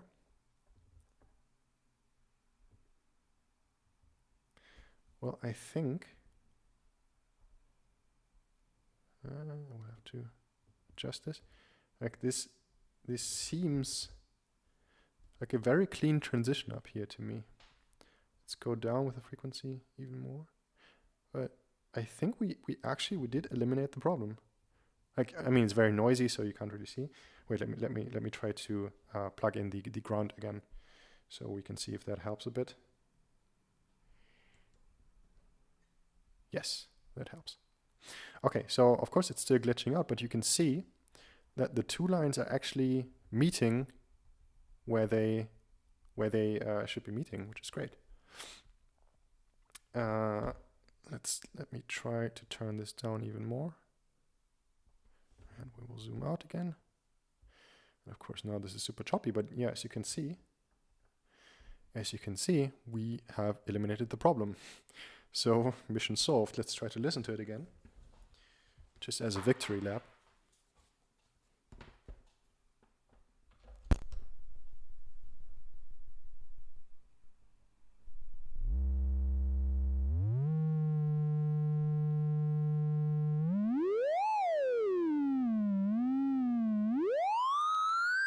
I guess you can hear some strange noises. I think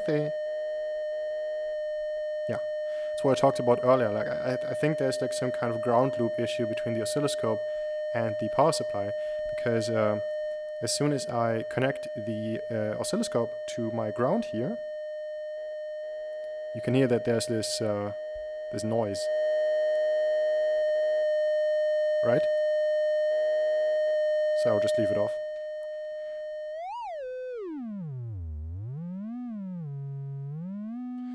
Okay, so as one final thing, what I would want to do is I would want to look at the effect that this trim pod that we implemented has. Like, I will turn the trim pod a bit, and we will see what that does to our triangle shape.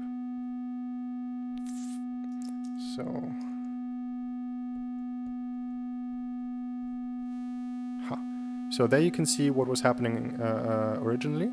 So we had this mismatch between the two rising voltages. You know, you had this jump in voltage here, this sudden jump, and that's the high frequencies that you can hear in the sound. And so as soon as I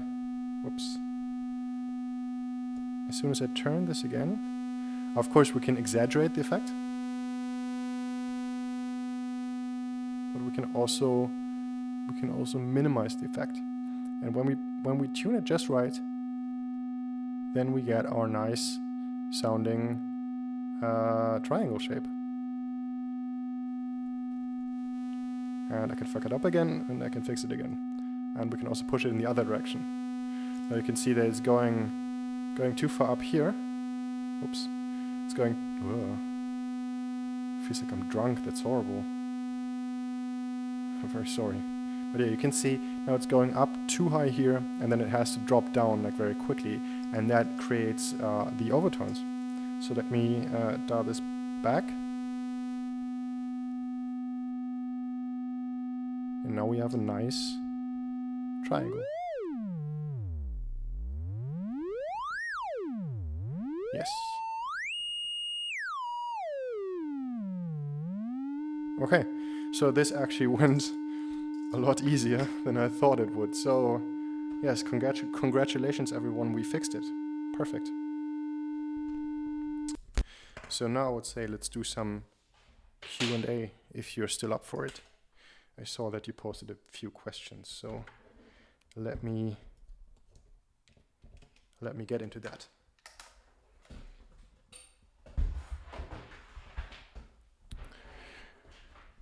Okay, so a lot has happened here.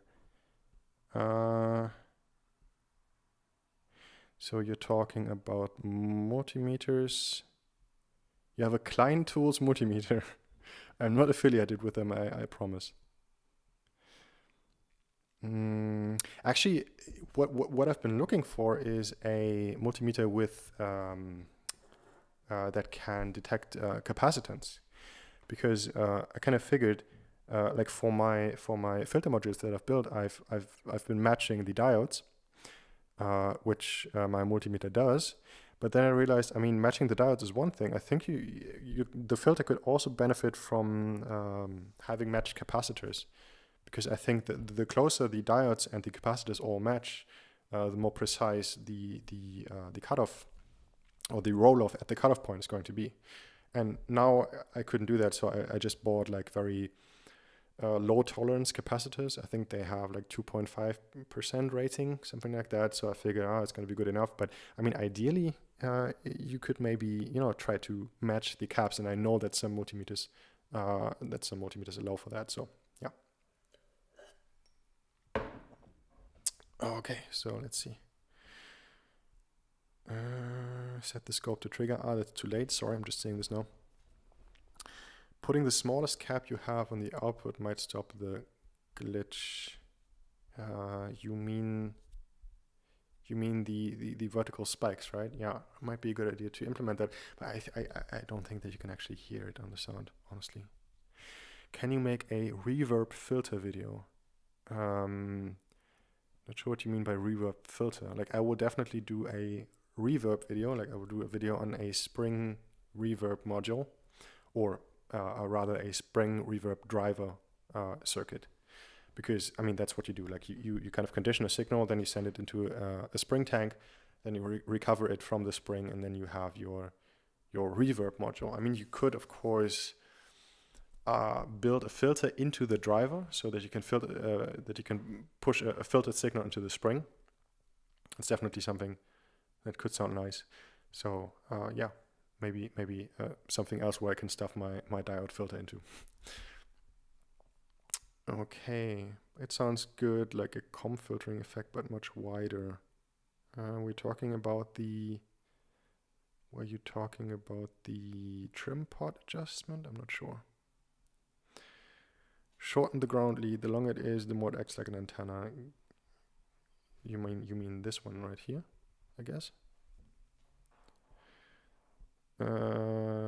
But yeah, that was all regarding the ground loop problem.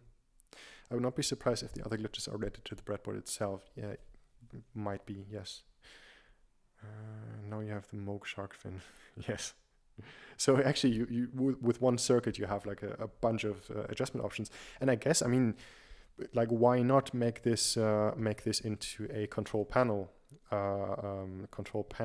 element, so you can just adjust the wave shape. You can, like, if you put it dead in the center, you get your triangle wave, and then if you move it around, you get a shark fin or something else. Might not be such a bad idea, actually. I heard an LFO effect on the amplitude. You mean while I was tweaking this? Maybe. With the offsets, it's a blended triangle and sawtooth. Yeah. I guess it also has a bit of like the body of a square in there, I guess. I don't know.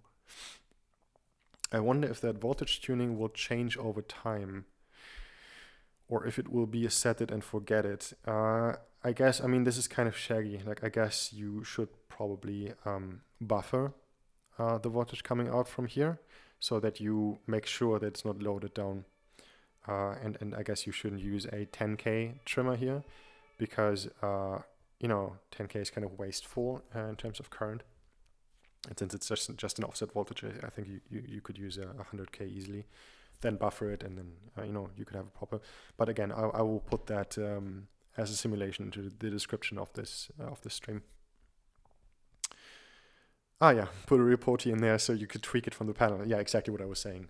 Yeah. I think that would actually be a good idea. I think you would just have to kind of mark, or you should mark the spot where it's a triangle, so you can find it easily. Can you? Sorry, what did you say? Can you pop a capacitor on stream? I'm not Electroboom, so I think I'm not qualified to do that. I'm very sorry. I've got a link for you. For capacitance and inductance meter. I mean, yeah, I'm not sure if you can post it here in the live chat. If you can, put it in here. If not, you could. I don't know, if you're on a Discord, you could post it there. You could probably also just write a comment under this stream once it's over. There are cheap RMS measurement devices which also measure. Yeah, true. But with the I don't know how you pronounce this, HFA. This parameter that you can check for transistors. I'm pretty sure that for synth circuits, that's actually really not. That's not often not the value that you want to be measuring for. I think if you're matching transistors, you're measuring for I don't remember, but it was a different parameter. So yeah. Then there's a bunch of meter suggestions. Can you burn anything with your lab bench PSU? Nope, I can't because it has a current limit. I lost track of what the fix actually was. Well, the fix was basically I used AC coupling in the original circuit to center the sawtooth wave. And that was a problem because AC coupling only works properly if your input waveform is perfectly symmetrical. Like only then does it center the waveform perfectly around 0 volts. But since the sawtooth coming out of my oscillator core is not always shaped the same way depending on the frequency, that would kind of wiggle around. So the wave would kind of move up and down as you change the frequency, which would cause the triangle wave to be out of shape. And so the fix was very easy. The fix was just to remove the AC coupling and instead use a manually set offset voltage to kind of pull our sawtooth down to make sure it's always centered around 0 volts. That's the fix. Very easy. Is there a VCA build coming? Yes, we had this discussion earlier. We were talking about whether I should do a VCA first or an envelope first. And a bunch of people said that I should do an envelope first. So I guess I'm going to do the envelope first, but VCA will then be a close second. So yeah, it's coming up soon.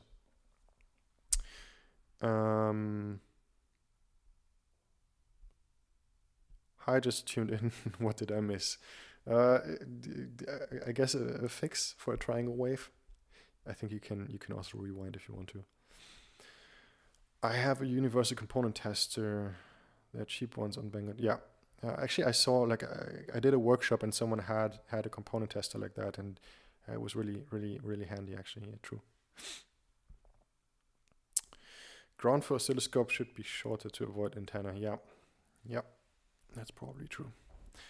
There's a bit of square with the transition, but that's like a sawtooth, which is why a sawtooth sounds kind of like a square.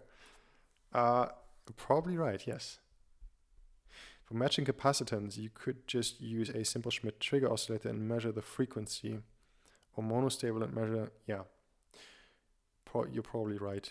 You can always do that, but I would like to have just a device where I can just plug in my capacitor. I don't have to set up a circuit first and, you know, power it and all that stuff. So that's why I would like to have that feature on a multimeter.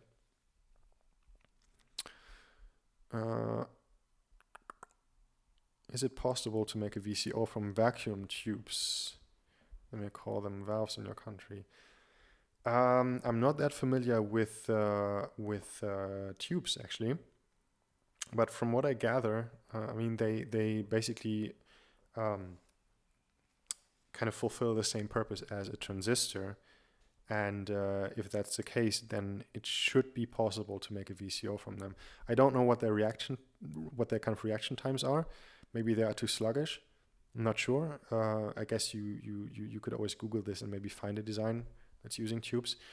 Just the only thing that I took away from tubes is that I think they need a lot of voltage to operate, and so it might be kind of dangerous, especially if you're not a professional, not a seasoned professional. So I think I will stick with transistors and diodes for now. How do I rewatch it? I can't find the other stream. Actually, the replay I put on my Patreon, so you can only see the stream publicly while it's going on. So the replay is only on my Patreon, but it's also for the lowest tiers. So if you want to check that out, then feel free to go over there. But also, if you don't want to do that, all of the stuff that I'm covering in the streams are going to eventually end up in like proper episodes. Like for this, for example, like I explained earlier, I'm going to turn my VCO into a Eurorack module, and there I will surely implement this fix, you know, so that it works properly. And then I will do a video on that module, and I will explain the fixes in detail, you know, in a regular episode. So the information will be coming at some point. Do you ride motorcycle? Just tell the spark plug on your arm. I have to disappoint you. No, I don't. I don't. It's just for aesthetic reasons. I'm a poser. I'm sorry. There's probably a way to use an op amp to set the midpoint offset so it doesn't need to be manually adjusted, but that would be using another op amp instead of just a passive.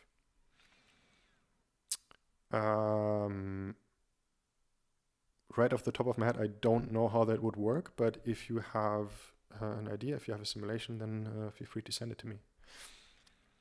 Where to start for absolute beginners? I would suggest if you want to stay with my channel, I have a series on a VCO, and the first video is called How to Design an analog oscillator core from scratch, and there I go over like the complete basics. You know, what is voltage, what is current, what's resistance, how does this stuff all work. So that's the idea there, and I think it's quite beginner friendly. So if you want to start with my channel, then I would propose you look at that video. Okay, goodbye, Scott. Aaron, what came first, the electronic circuit building or the synth playing? The synth playing, actually. It's a bit of a weird story. Like I used to play drums in a metal band, and I was super into like guitar music and metal music and stuff like that. And the band I was in, we were playing like technical death metal, and in the beginning it was fun, but over time to me it kind of became like a pissing contest, you know, like who can play the fastest and the most brutal stuff. And at some point I kind of wanted to do something different, and so I just decided to go for like from my view like the polar opposite, which was electronic music. And so I built my first synth, which was, I think it was actually the Monotron, you know, the Korg Monotron, like this really small little tiny like box that just makes fart noises basically. That thing I bought, and I played around with it and I liked it, and then I got like an MS-20 Mini, and I also liked that a lot. And you know, then I tried different stuff, and yeah, kind of enjoyed it. And at some point I thought like, well, why not build something like that? And then all this stuff happened. So that's how that came about. Has anyone experienced buying parts from sites like AliExpress? I haven't bought there, but earlier on my Discord, people were talking about stuff from AliExpress. Someone recommended, I think it was headphone plugs, and he said that he bought them and they were good quality. So I think you don't have to be burned there. It's just, it can happen. I heard that especially like if you buy more expensive kinds of chips, then they might be fake and they might not work quite well. Sam from Looking Mom No Computer has a video of a valve-based synth. Yes, I saw that too. So I recommend looking at that definitely. Tubes take hundreds of volts, but can do AM and FM modulation very well. But digital signals are very, very hard to implement. Yeah, that's kind of what I thought. But I think like in the video that Sam did, he used some tubes that don't need a lot of voltage. I think he has like this kind of distortion module that uses a tube, and I think that tube can work with like 12 volts, something like that. I don't know, might be wrong. I would not buy ICs and stuff on AliExpress. The internet is full of reports of fakes. Yeah, definitely. I bought some chips from eBay that also came from China, and it's very weird. Like I bought the 4106 and I bought a few TL074 op amps, and they work, but they behave just very strangely. The Schmidt trigger is very noisy. Like when I use it for this kind of oscillator, then you just have like these random overtones in the signal, which is super weird. And the op amps, it seems to me like they have drastically reduced gain. So all the configurations with the resistors that I normally do, like they don't work properly. So I don't know. I mean, if you're really short, like if you don't have a lot of money, you can try it. Maybe it's gonna work, but I think it's not the best idea. And I mean, the actual components, like if you buy a TL074 from a proper vendor, then they're gonna be like, I don't know, like 60, 70 cents a piece. So it's actually not that bad. So I would always recommend trying to buy original components there. How difficult is it to make a noise module white and or pink? Actually, it's really easy. So the way that you build or that you do noise is, all you have to do is you take a transistor like this one, like you would take an NPN transistor, and you would. And now I have to think. I think you would blast a voltage into the emitter, and you would leave the collector unconnected, or the other way around, one of those things. And then the transistor will basically create the noise for you. And then all you have to do is you have to pick up the noise from the transistor, you have to amplify it, and you put it out, and that's it. It's super easy, actually.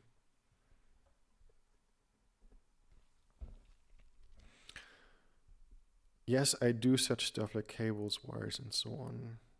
Okay, from the way you play with electronic, I think you have an absolute hearing. I think that would mean that I can recognize pitch, right? That I hear pitch and I know the pitch. Actually, I don't. So, sorry to disappoint you. Mechanical stuff is okay. ICs I would not buy on Ali. Yeah, probably that's a good suggestion. But then also with the mechanical parts, I think like even pots, like you can find sources where they aren't that cheap. I mean, they're always going to be more expensive than ICs and all the other stuff that you buy, but I don't know. I don't think it's a good idea to skim on stuff like that, because I mean, in the end, if you build a module and you have a cheap potentiometer in there, you're going to feel the difference. When you turn it, and a cheap pot might just feel like very shaggy and loose and strange. So I wouldn't skim out on that. I would just buy proper stuff there. Have you heard of Tider? Great cheap parts that do work. Yeah, actually, I just recently bought. I have it right here. I bought a bag there. I bought a bunch of these ThonkyCon fakes. And I've read somewhere that they're not supposed to be as good, but I mean, I think, I mean, they obviously they fit the footprint perfectly. I think the construction quality is really fine. And also I really like these nuts, they're perfect.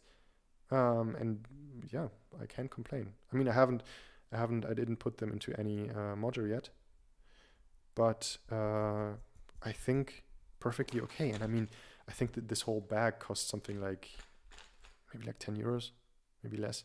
And it's 40 pieces. So yeah, very nice. And also pretty quick. So I mean, I live in Germany and they are in like Thailand, something like that. And it came like within 1.5 weeks, 2 weeks, something like that. So yeah, really good. Come on, 4106 and 074 are so damn cheap at German dealers. No need to go. Yeah, you're definitely right. I was just curious to see if they worked at all. And like I said, I don't recommend buying there. UK Electronics is also a nice German shop. Actually, I saw that a few times pop up in my search results. And because of the name, I for some reason I assumed that they're in the UK and I didn't want to pay customs. So I didn't look further into it. But if you say that it's a German shop, then yeah, I'll look into it again. Tighter seems pretty awful, no dark mode. Yeah, the website itself looks horrible. I agree. Like the web design is not good, but they like I said, they seem to have quality products. I'm from Belgium, but there aren't a lot of budget-friendly possibilities I can find. You mean for pots or for components in general? Do they need amplifier to run to speaker off camera? What are the 3 clips? Generally, no. So these 3 clips are the power supply. So we have negative voltage here, we have ground here, and we have the positive supply here. So these are just the power supply, and this is the jack that I use to connect this to my audio interface, but you don't necessarily need an audio interface. You can also just plug headphones in here because op amps are actually strong enough to drive headphones. They, of course, like they are not strong enough to drive like proper speakers, like monitors, something like that. But you can also just plug this into anything with an aux input, and it will work just fine. So you don't need any amplifier for that. Buying large capacitors from China can be a bit of gambling. I have seen smaller caps with lower voltage ratings inside a larger can. Yeah, actually, I also saw this one video by Ben Eater. I don't know what the topic was exactly, but he was also using capacitors, and he was building the circuit, and then stuff like just really didn't work like he expected, and then he ended up measuring the capacitors, and I think they were like half the value or like double the value of what it said on the label. So yeah, gamble, definitely.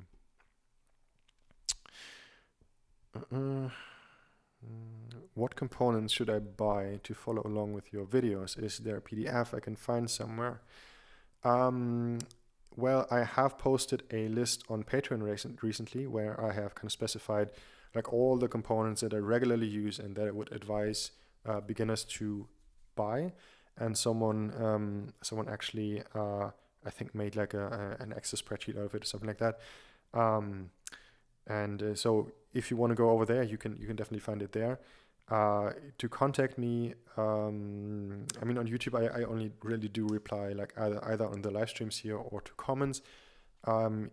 If you're on my Patreon, you get access to a Discord server where I am quite active and I try to reply to questions as much as possible.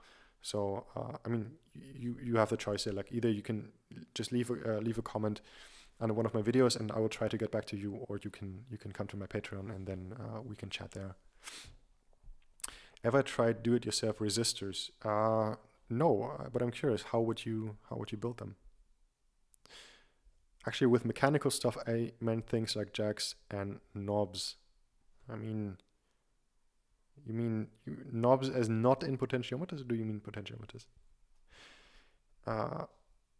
Do you have plans on adding sync to your oscillators? I've done it with the same core as your design. Yeah, definitely. Actually, I thought about this like the other day, and I think it's quite easy. I haven't done it yet, but I think it's quite simple. But yeah, definitely plan to do that. Like once I plan my Eurorack VCO, I will definitely have sync, I will have the proper triangle output, and I will see what other nice features I can come up with. Maybe I can somehow improve the tracking. That would also be something that I would like to do. On AliExpress, eBay, it's hit or miss. Some sellers sell factory reject components, others might sell proper stuff, but the thing is you never know what you'll get. Yeah, definitely. And often it's just not worth it if you pay just a lot of money in shipping, and then you get fakes or stuff that just doesn't work. I think it's mostly not a good deal. So I would also recommend just buying from local vendors that you know sell quality stuff. Why are you here? I have no idea. I can't tell you, I'm sorry. Where did you get the input sockets from? You mean these here? These are from my local electronics shop. It's called Zegor. I will type it in the chat. It's like a small little shop here in Berlin, and they sell these kind of sockets. They're quite nice, but obviously they're not fit for usage with PCBs. Why did they name it UK Electronics? How confusing. Exactly what I was thinking. It's I don't get it. I don't know. Just have a look at the Denglish but really nice guy who ships within 24 hours with DHL. That sounds great. I will check it out definitely. He also says UK Electronics on the phone. Proper German guy, yeah, sounds good. Kinda sad that we Germans will have to pay import taxes even under 22 euro orders starting in July. Yeah, it's really annoying. Actually, when I bought the PCBs for my filter, I made the mistake of telling the customs agents that it's for my business, and I didn't know that would require some additional bureaucratic stuff. But then I had to like apply for this special like tax number, which was kind of annoying. But yeah, on the upside, then you can, if it's for business, you can actually tell them that what you buy are samples. So in my case, I just bought like 5 of each, like 5 PCBs and 5 panels. And if it's 5 or less, then you can tell them it's a sample, and then I think you don't really have to pay any import taxes. Maybe I'm wrong. Maybe that's still on the horizon, but that's what I kind of gathered from the website that I visited there. Okay. What else do we have? What would be the best way for someone to go about recreating your VCF? Because I have found the animated schematic to be hard to work with. You mean you have trouble like using the editor or navigating the editor? Well, I mean, the problem with the VCF is that it's quite a lot of components, and it's like hard to fit this all on a single sheet. Maybe if you have the problem with building that, maybe I will try to put in the effort and make like a proper, sheet with the schematic. I could also share the schematic that I have on Easy EDA. It's a software that I use to make the PCB. I could also try to share that, but yeah, let me know if that would help.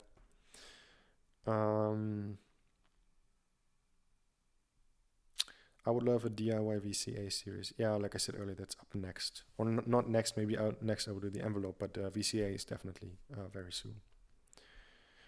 There are plenty of videos. You can make them using Bleistift on paper. I didn't try it either, but it sounds interesting. For the resistors. Yes, with graphite, you can definitely make resistors. Yeah, I saw I think Casper Electronics did this in his synth DIY videos, where he built his oscillators, and then he used like a keyboard that he draws on paper with a pencil. So yeah, definitely fun. Could you add close-up photos of completed breadboard layouts to help us novices?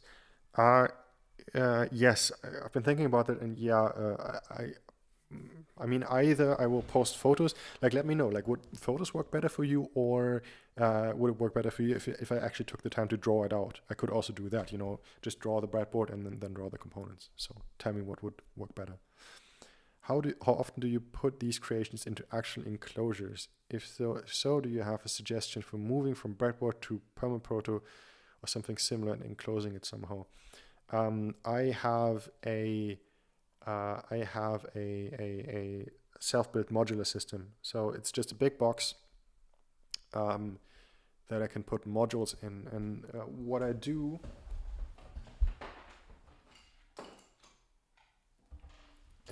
is I build these big ass modules. So this is just an aluminum panel that I kind of drill the holes into, you know, for all the connectors and the poties and everything. And then, you know, I draw the stuff on there, I put lacquer on there. And then back here, we have the strip board that I used to kind of make the circuit. And just what I did is I took the circuit from the breadboard, I laid out a strip board layout, put the components on there, soldered this together, and then wired this all up. And this is basically how I used to do it. And now, like I said earlier, I have switched to using PCB. So I just use a software to design a PCB, and then just all the stuff goes in there, and then you get a nice little module that you can put in your Eurorack system. I'd love to buy legit parts, but as a student, I've got to look for cheaper components from time to time. Yeah, I mean, I get that definitely. It can definitely add up. Like if you have to buy a bunch of stuff, then I can see that might eat your wallet.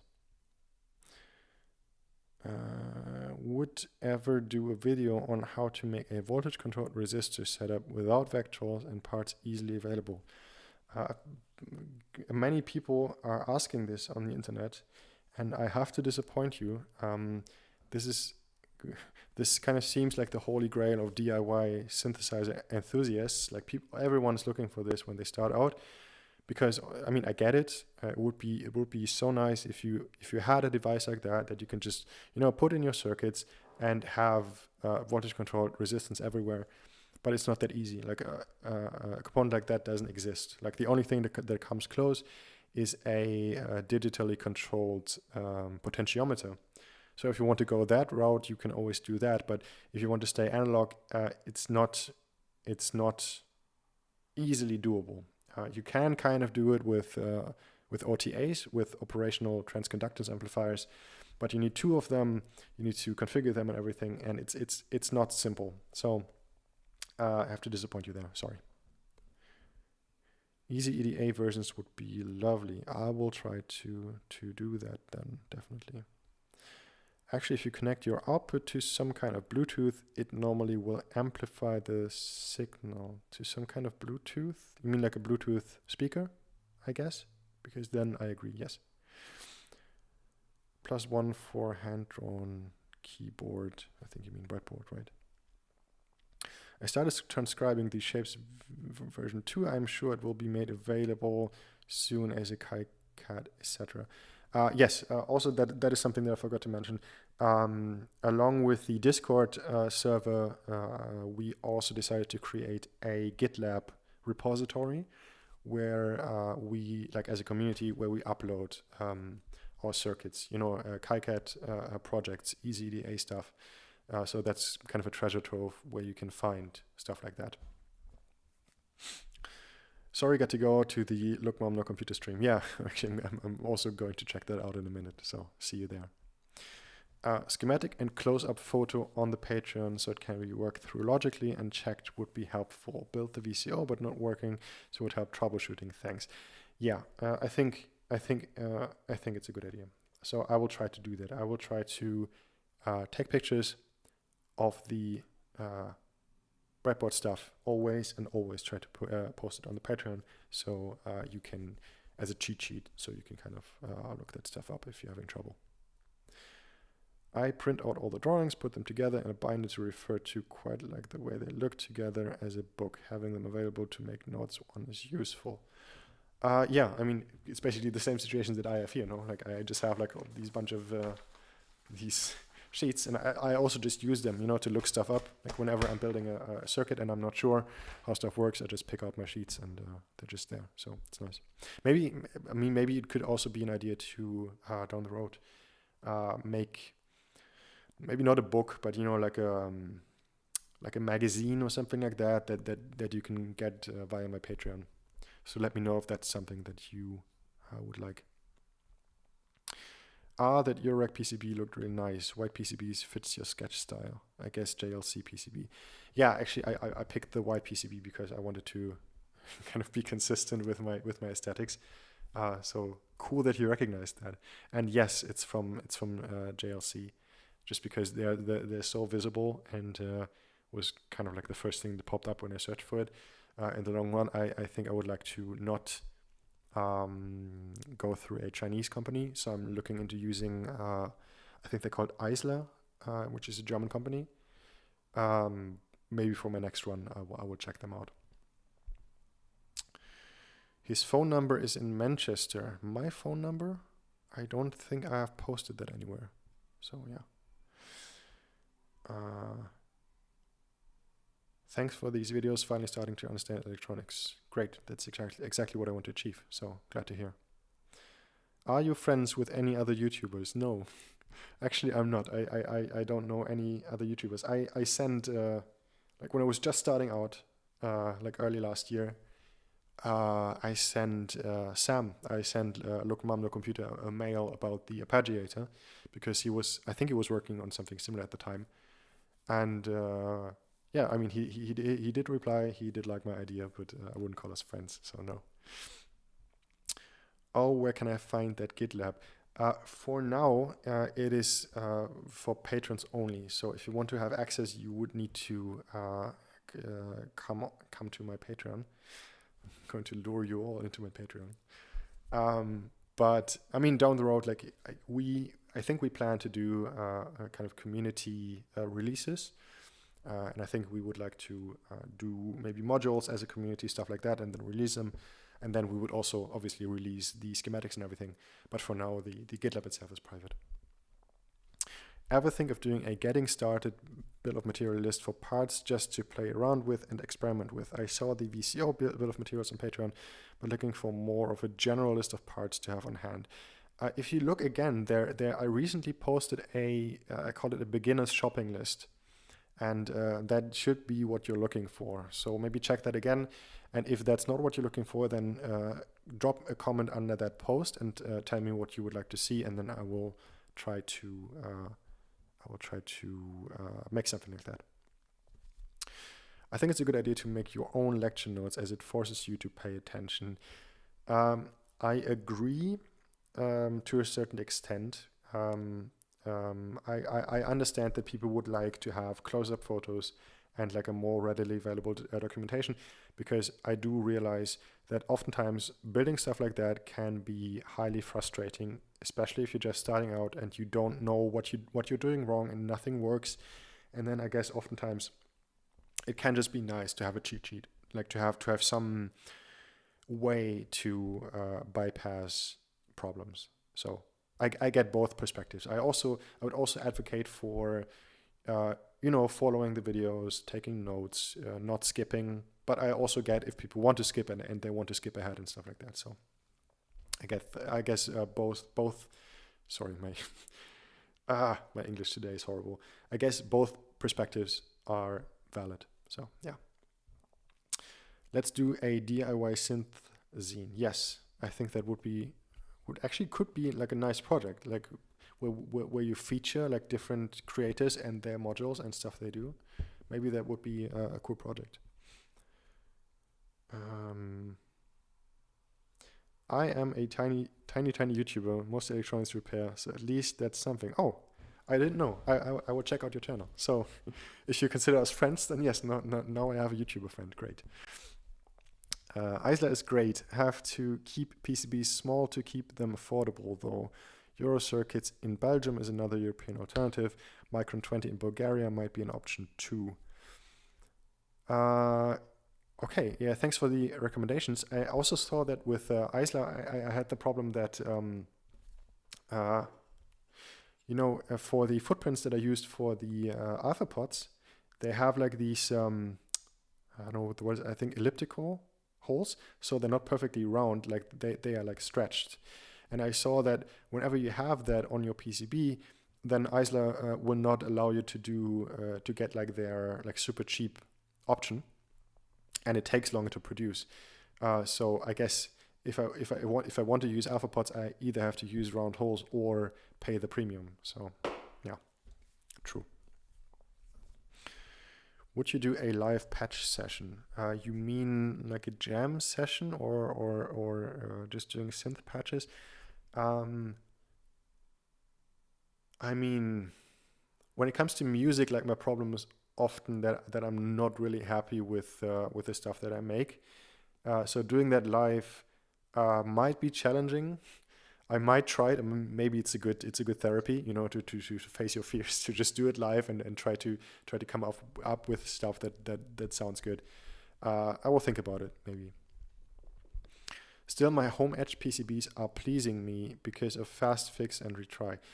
Yeah, that's something that made me very anxious when I had these produced, because it was my first PCB design. Like I've never done that before, and so I double and triple and quadruple checked everything, because I was so afraid that you order them and then you have to wait like 2 weeks and then they arrive and then stuff doesn't work.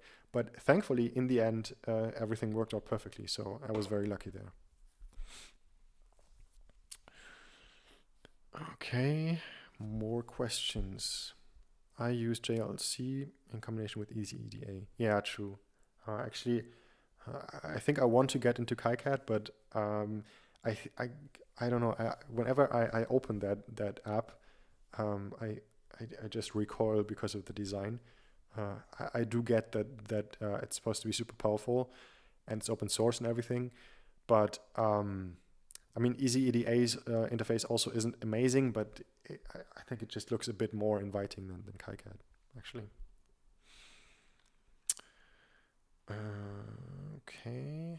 Any tips for circuit simulators? I mainly use Tinkercad, but it being an online simulator can be slow for my larger projects, and I get frustrated with it. Suggestions? I mean, I use this Felstat, the Circuit.js simulator, but it has the same problem. So whenever you have a more demanding circuit, or you kind of speed up the simulation speed, then you're going to run into choppiness. So maybe not the best alternative. People tell me that LT Spice is supposed to be good. I haven't really looked into it. I think I've looked at the interface as well and kind of deducted that I also don't like it, but might be something that might be worth checking out. Yeah, I use JLC too, but supporting local companies is a bit better. I definitely agree. I think it's a good idea to support local stuff, and also, I mean, for the custom stuff and for the shipping charges, I think it's also a good idea to stay within the EU.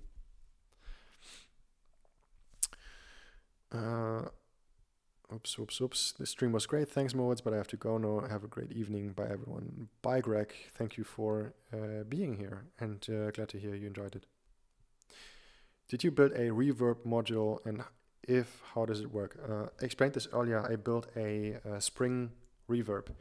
It's very simple. You can buy spring tanks on eBay for very cheap. People take them out of old organs, and you can buy them for like $10 to $15, and they are just like these containers that have a mechanical spring in them, and they have an input jack, they have an output jack. And then what you do is you just take the signal that you want to apply a reverb to, you amplify it by a lot, like you have to make it very loud, then you send it into the spring tank, and then the spring will start to vibrate, and then you pick up the output signal from the other end of the spring tank, and then you have to, again, like really amplify it because the output signal is going to be very low. And then you have reverb. And I will do a video on that after I've done my videos on VCAs and envelopes. So yeah, it's coming down the line. Uh, just DJ'd live and never played my own stuff. Yeah, yeah, it can kind of make you self-conscious, I think. Sorry, I'm a bit behind, but I'm in Berlin as well, and I definitely would be interested in these hackathon-like synth meetings. Cool, great to hear. I think I might start not planning something like that, but like beginning preparations, and I'll try to announce it somewhere, and just try to gauge like the interest and see like how many people would be in. So yeah, glad to hear you would be interested. It would be nice to see your process of making a patch music, certainly for me as a beginner without a modular synth yet. Okay, so maybe something for another live stream. I think that might be an idea. So yeah, I'll keep that in mind. KiCad is so nice. I used Eagle for 15 years and I suffered a lot. I heard that. I heard people complain about Eagle. And then also there's someone on our Discord server who swears by Eagle. So yeah, I guess people are divided on that topic.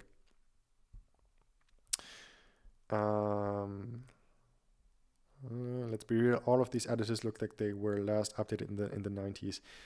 Yeah, sadly. I mean, I've been kind of thinking like, I mean, I'm a web developer, and I have some experience like building interfaces. So uh, maybe maybe we could just start like a new community project to build like a good simulator that's has nice features, is easy to use, is user friendly.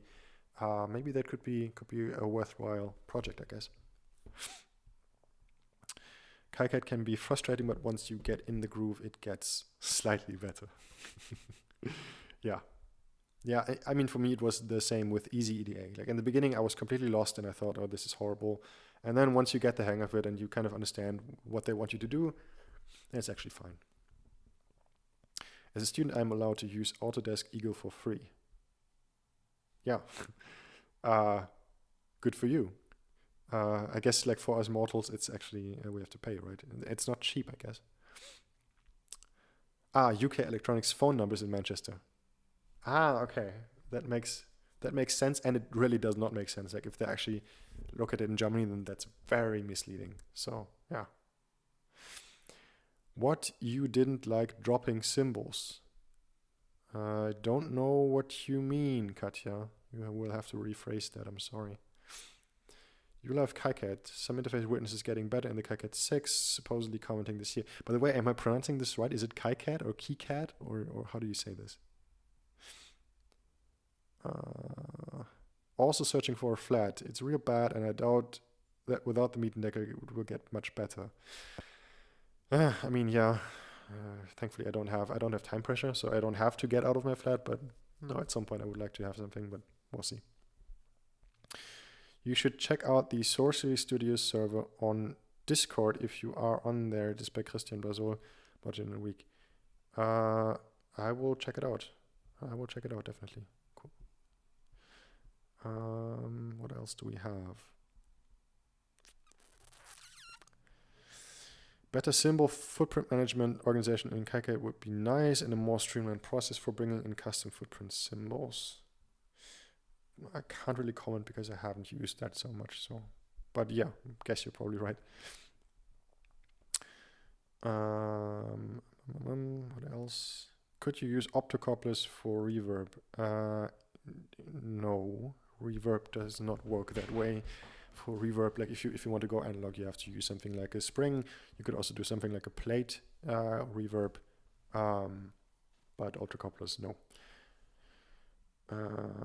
Have you ever seen someone open source a design that includes files to have JLC PCB populate solder or most of components? Seems like the ultimate way to share a design. I think someone told me that they wanted to do a SMD PCB design, and that it would then be possible to have it built by JLC, so that you could just get the module delivered to your doorstep. I'm not sure if that's doable. Might be doable, might be cool.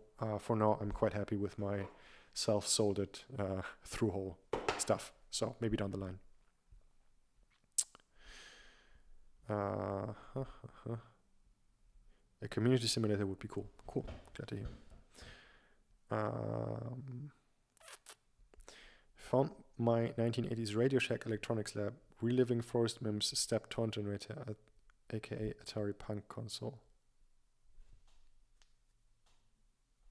Yeah, I think that's a good project to maybe start out with. I don't know how far along you are. Oh dear, all this confusion about UK Electronic without S. Maybe we should tell him. Maybe we should tell the guy that everyone would love to order from him, but it's very confusing, so he could do something about it. They are German, yes. So I can tell you are very synth-based, but do you ever dive into more logistical systems? Are you talking about like digital circuits? Because if yes, not really, only if it's synth related. Like I did this arpeggiator, which is digital. It's using DACs and ADCs.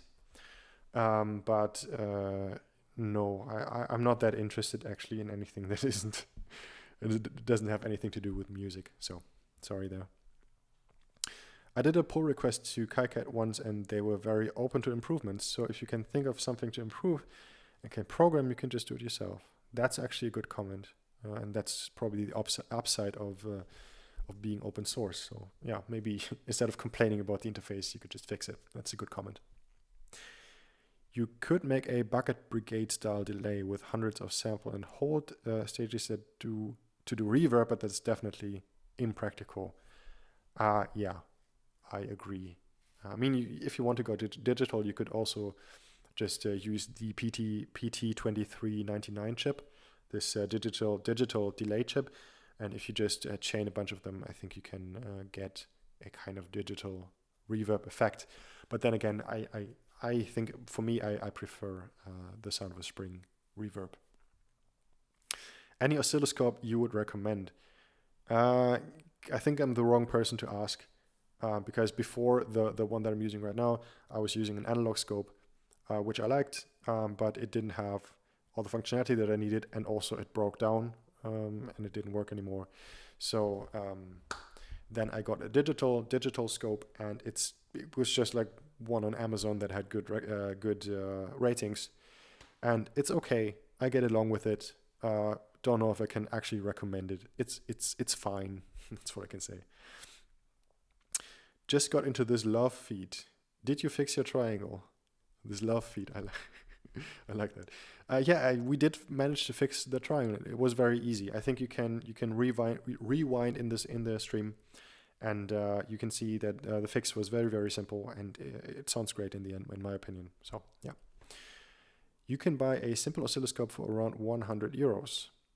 DSO138. That's the easiest, but you can also get an analog one for 50 euros on eBay. Yeah, that's where I got my analog scope as well. I got it for super cheap. It's a good way to start, so I recommend that definitely. For the audio stuff, I would recommend getting an analog used one, dirt cheap and okay for audio. If you want to spend some more, Regal entry class is about 350 to 400. Channel for 4-channel QuickTag. Yeah, I mean the digital one that I have is a 2-channel, and I think it goes for around like 180, 190, something like that. So I think those are all okay options. 10 euros for DSO138. Is it the one like this one, the PCB thing was just the tiny display? I think. I don't know. But yeah, plenty of options. I think you probably can't go completely wrong with any kind of oscilloscope. Local on the computer did a vid with reverb ICs designed for car. Yeah, that's what I meant. That's the PT2399 chip that he used there. Okay, guys, so I think I will end it there. Thank you very, very much for watching. I hope you enjoyed this. I hope the fix gives you some closure. I will make sure to put the simulation underneath this stream, the working simulation. And I will actually do it right now so that I make sure I don't forget it. And yes, again, thank you for watching. This replay will only be available on my Patreon, so you won't find it publicly on my YouTube here. But But like I said earlier, I will make sure to put this knowledge into a future proper episode on this VCO. So, oh, and one more thing. I will try to do these streams regularly on Sundays now. Whenever I'm not busy editing or shooting a video, which like next weekend I will actually be working on a new video, which will be coming not this Monday, but the Monday after that. There will be a new video. So next weekend there will be no live stream. But apart from that, I will try to do this every Sunday. I will try to announce it as early as possible. And I hope to see you there. So again, thanks for watching, and I will see you soon. Bye-bye.